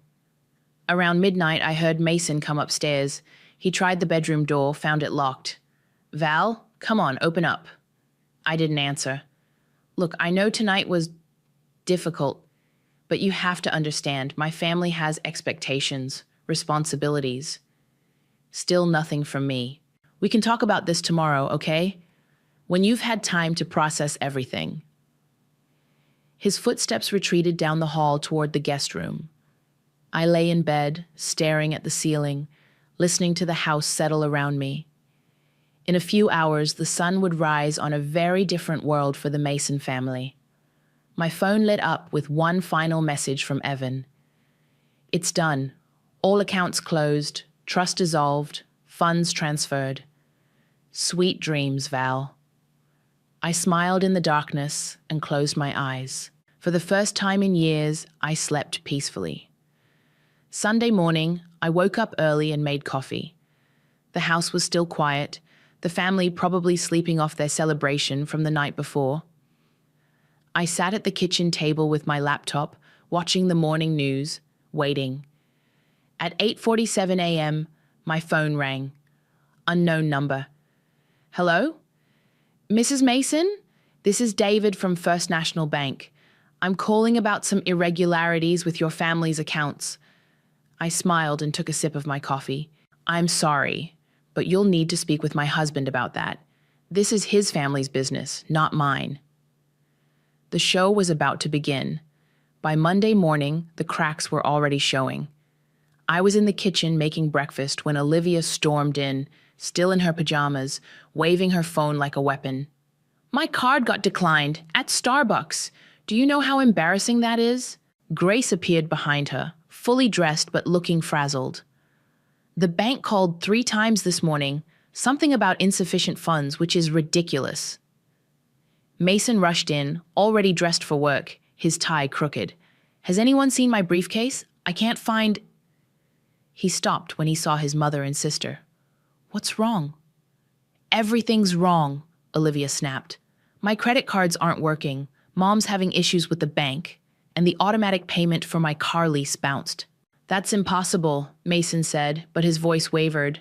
"I'll call the bank." "I already did," Grace said sharply. "They want to speak with you immediately, something about the trust account." I continued scrambling eggs, keeping my expression neutral. "Trust account?" "The family trust," Kent said, walking in with the morning paper. His usual confident demeanor was cracked around the edges. "There seems to be some sort of technical error." "Technical error?" Mason grabbed his phone. "I'm calling them right now." He dialed, pacing the kitchen while it rang. "Yes, this is Mason. I need to speak with someone about our accounts immediately." "What do you mean closed?" "That's impossible." "No, I'll be right there." He hung up, his face pale. "They want to see us, all of us. This morning." "This is ridiculous," Grace said, but I caught the tremor in her voice. "We've banked with them for 30 years. Maybe it's just a computer glitch," Olivia said, though she didn't sound convinced. Kent folded his newspaper with sharp, angry movements. "Computer glitch or not, we need answers, and we need them now." The phone rang again. Mason answered it immediately. "Hello? What? No, that can't be right. Yes, I understand. We'll be in touch." He hung up and looked around the room with growing panic. That was Rory from the club. Our membership dues are 3 months overdue. He says if we don't pay by Friday, they're suspending our membership. 3 months? Grace's voice pitched higher. That's impossible. The payments are automatic. Apparently not anymore, Mason said grimly. I plated the eggs and set them on the counter. Anyone want breakfast? They all stared at me like I'd suggested we have a picnic during a hurricane. How can you think about food right now? Olivia demanded. Because getting upset won't fix whatever's wrong with your accounts, I said calmly. You should probably get to the bank. You're coming with us, Kent said firmly. Why? You made it very clear on Saturday that family finances aren't my concern. Don't be difficult, Valerie, Grace snapped. This affects all of us. Does it? I took a bite of my eggs. I signed away my rights to everything, remember? This is your family's business now. Mason stared at me with something that might have been suspicion. Valerie, what do you know about this? About what? Your banking problems? Nothing at all. Then why are you being so calm? I shrugged. What's the point of panicking? Either it's a mistake that can be fixed, or it's not. Getting hysterical won't change anything. The doorbell rang, cutting through the tension. Mason went to answer it, returning with a nervous-looking young man in a suit. This is James from the bank, Mason said. He wanted to speak with us in person. James clutched a folder to his chest. I'm sorry to bother you at home, but given the unusual circumstances, my manager thought it would be best to handle this delicately. What unusual circumstances? Kent demanded. Well, sir, it appears that all of your accounts were funded by a single trust, and that trust was dissolved over the weekend. The kitchen went dead silent. Dissolved? Grace's voice was barely a whisper. Yes, Mom. The trust holder exercised their right to terminate the arrangement and transfer all assets to a different account. Who? Mason's voice was hoarse. Who was the trust holder? James opened his folder and consulted a document. The trust was established by Eleanor Kelly in 2018, with full control granted to her heir upon her death. The current holder is, he looked up, Valerie Kelly Mason. You could have heard a pin drop. All eyes turned to me. I finished my eggs and set down my fork. Oh, I said pleasantly. I guess that would be me. Olivia's phone slipped from her hand and clattered to the floor. You? Mason stared at me like I'd grown a second head. Apparently so. But how? Grace stammered. I stood up and rinsed my plate in the sink. Well, I suppose we should all go to the bank and sort this out, shouldn't we? The look of dawning horror on their faces was everything I'd hoped it would be. The bank manager's office felt like a funeral parlor. We sat in a semicircle of leather chairs while Mr. Peterson spread documents across his mahogany desk like he was dealing cards. As I explained over the phone, Peterson said, adjusting his glasses, the Eleanor Kelly Trust was the sole funding source for all Mason family accounts. Kent leaned forward, his knuckles white as he gripped his chair arms. That's impossible. Our family has had wealth for generations. Peterson pulled out a thick file. I'm afraid the records show otherwise, Mr. Mason. Every mortgage payment, every credit line, every investment account, all funded by transfers from the Kelly Trust. How much? Mason's voice cracked. The trust held approximately $43 million before its dissolution. Grace made a strangled sound. Olivia just stared at the ceiling like she was praying. And this trust belonged to... Peterson looked at me. Mrs. Mason's grandmother? That's correct, I said quietly. You knew? Mason turned to me, his face a mask of betrayal and shock. All this time you knew? I knew my grandmother left me money, yes. $43 million, Olivia shrieked.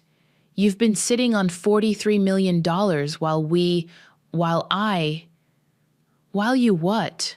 I asked calmly. While you called me worthless? While you made me sign away my rights to my own home? Your home? Kent's voice was dangerous. That house belongs to this family. Peterson cleared his throat. Actually, sir, the mortgage payments came directly from the trust. Technically, Mrs. Mason has been paying for the house for the past 5 years. The silence that followed was deafening. Show them, I said to Peterson.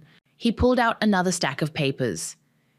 These are the payment records: mortgage, property taxes, insurance, utilities, club memberships, credit card payments, car leases, even grocery bills, all paid through automatic transfers from the Kelly Trust. Grace's face had gone completely white. The club memberships? Yes, ma'am, the country club, the yacht club, the tennis club, all funded by the trust. My car? Olivia whispered. Lease payments, insurance, maintenance, all trust funded. Mason looked like he was going to be sick. The business expenses, the client dinners, the office rent? All of it, Peterson confirmed. Kent stood up abruptly, his chair scraping against the floor. This is some kind of mistake. Our family has money, real money, investments, properties. Sir, I've been your family's banker for 15 years. Without the trust transfers, your combined assets total approximately $12,000 in checking accounts. 12,000? Grace's voice was barely audible. That's not possible, Mason stammered. The inheritance from my grandfather, the family investments, were liquidated years ago to cover debts, Peterson said gently. The trust transfers began shortly after Mrs. Mason joined the family. They've been your primary source of income ever since. I watched their faces as the truth sank in. The horror, the disbelief, the dawning realization that everything they thought they knew about their lives was a lie. Why? Mason turned to me, his eyes pleading. Why didn't you tell us? Tell you what? That I was paying for everything while you treated me like hired help? That I was funding your lifestyle while you called me worthless? We didn't know. You didn't want to know, I said firmly. You were happy to take the money as long as you could pretend it came from somewhere else. Peterson pulled out a new checkbook and slid it across the desk to me. Mrs. Mason, your new account is active. Would you like to discuss your options going forward? I picked up the checkbook, feeling its weight. What are my options? Well, you could reinstate the trust, establish new payment arrangements, or... He paused delicately. You could maintain complete control over your assets. Complete control, I repeated. Yes, the money is yours to do with as you please. Grace suddenly lurched forward. Valerie, please, we can work this out. We're family. Are we? I looked around the room. Because on Saturday night, you made it very clear that I'm not really part of this family. That was a mistake, Kent said quickly. A misunderstanding. Was it? Because Olivia recorded the whole thing on her phone. Would you like me to refresh your memory about what you all said? Olivia's face flushed red. I deleted that video. Did you? Because I'm pretty sure it automatically backed up to the cloud. Mason reached for my hand. Val, please. We can fix this. We can make this right. I pulled my hand away. Can you make right 8 years of treating me like I was nothing? Can you undo Saturday night? We'll do anything, Grace said desperately. Anything you want. I stood up, clutching the checkbook. What I want is for you to understand what it feels like to have nothing, to be nothing, to depend on someone else's charity. Peterson cleared his throat. Mrs. Mason, shall I close the remaining accounts? I looked at each of them, Kent with his broken pride, Grace with her desperate fear, Olivia with her shattered entitlement, and Mason with his pathetic pleading. Yes, I said quietly. Close them all. The sound Olivia made was barely human. Valerie, you can't do this, Mason said, standing up. You can't destroy our entire family over one mistake. One mistake? I laughed. This wasn't one mistake, Mason. This was 8 years of mistakes. 8 years of you letting them treat me like garbage while I paid for everything. I walked toward the door, then turned back. Oh, and the house? The one you made me sign away my rights to? The mortgage is 3 months behind as of today. You have 30 days before foreclosure proceedings begin. I left them sitting there in their expensive clothes, in their borrowed lives, finally understanding what they'd lost and what they'd never really had to begin with. They followed me out of the bank like lost children. Valerie, wait! Mason caught up to me in the parking lot. We need to talk about this. I kept walking toward my car, the modest Honda I'd bought with my own small savings account, not the luxury vehicles they drove that I'd apparently been paying for. There's nothing to talk about. Nothing to talk about? Grace's voice was shrill behind me. You just destroyed our entire family. I turned around to face them. All 4 of them stood there in their designer clothes, looking like their world had just ended, which I suppose it had. I destroyed your family? Really? You know what I mean? Grace snapped, but her usual venom was replaced by panic. No, I don't think I do. Explain it to me. Kent stepped forward, trying to summon his old authority. Valerie, you're being vindictive. This isn't like you. Isn't it? How would you know what I'm like? You've spent 8 years treating me like furniture. That's not true, Mason said weakly. Isn't it? I pulled out my phone. Should I play Olivia's video from Saturday night? The one where you all made it crystal clear what you think of me? I told you, I deleted that. Olivia's voice cracked. From your phone, maybe, but cloud storage is forever. I held up my phone. Would you like to hear Grace calling me a simple housewife with no ambition, or Kent explaining how I need to earn my keep? We were protecting family assets, Kent said desperately. Whose assets, Kent?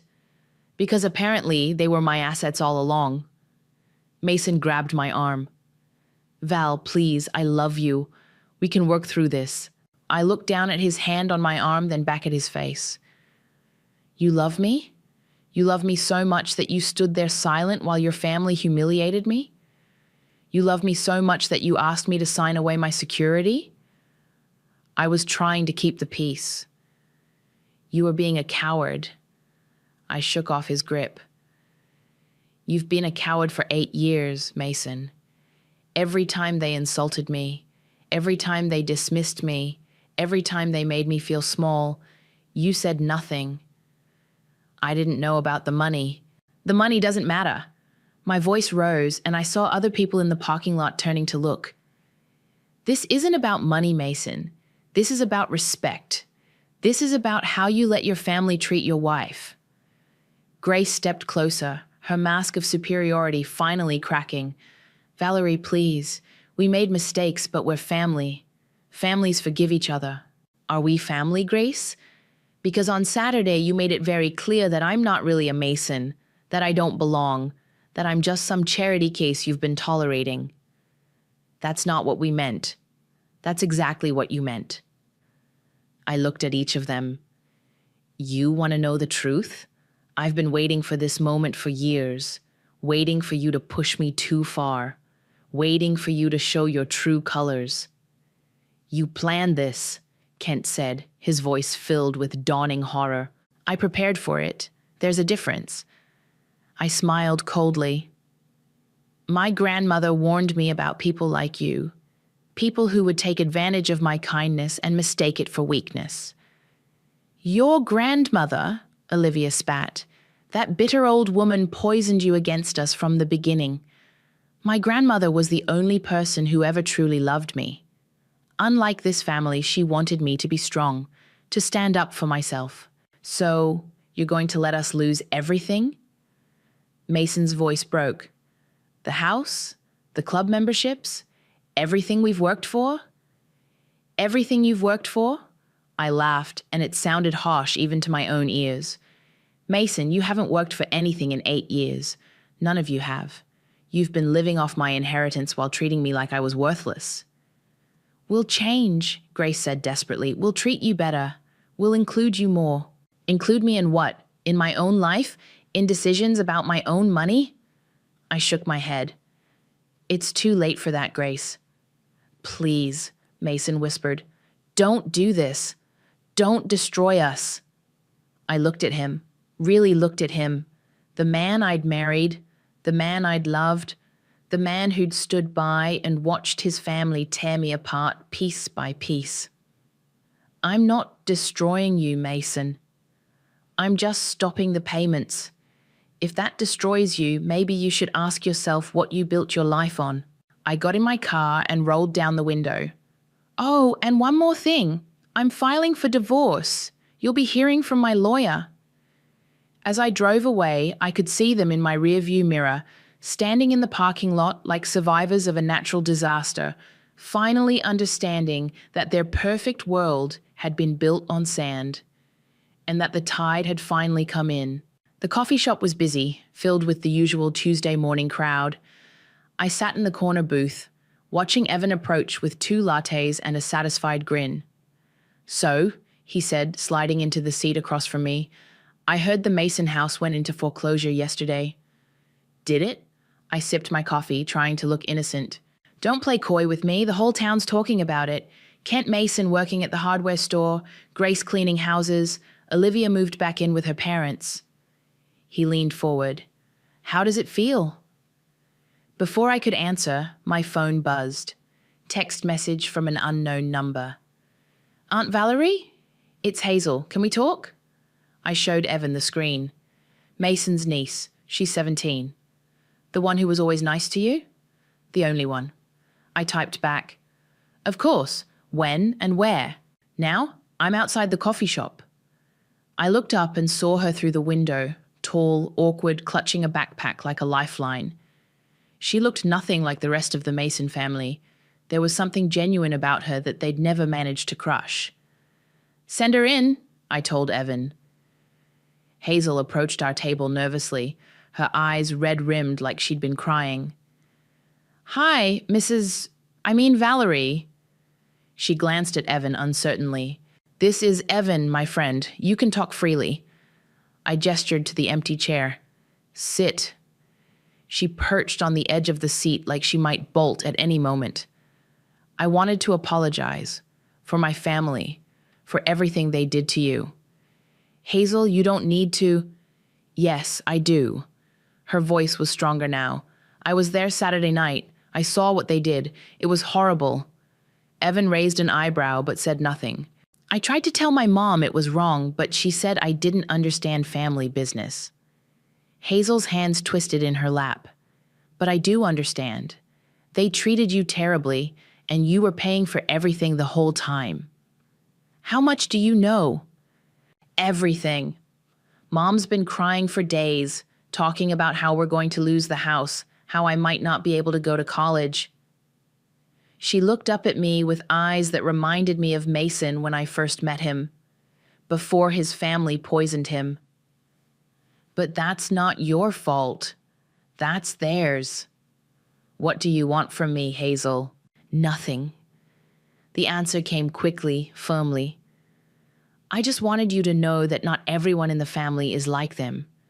And I wanted to ask, when you're ready, if maybe we could still be friends. Not because of money or anything like that.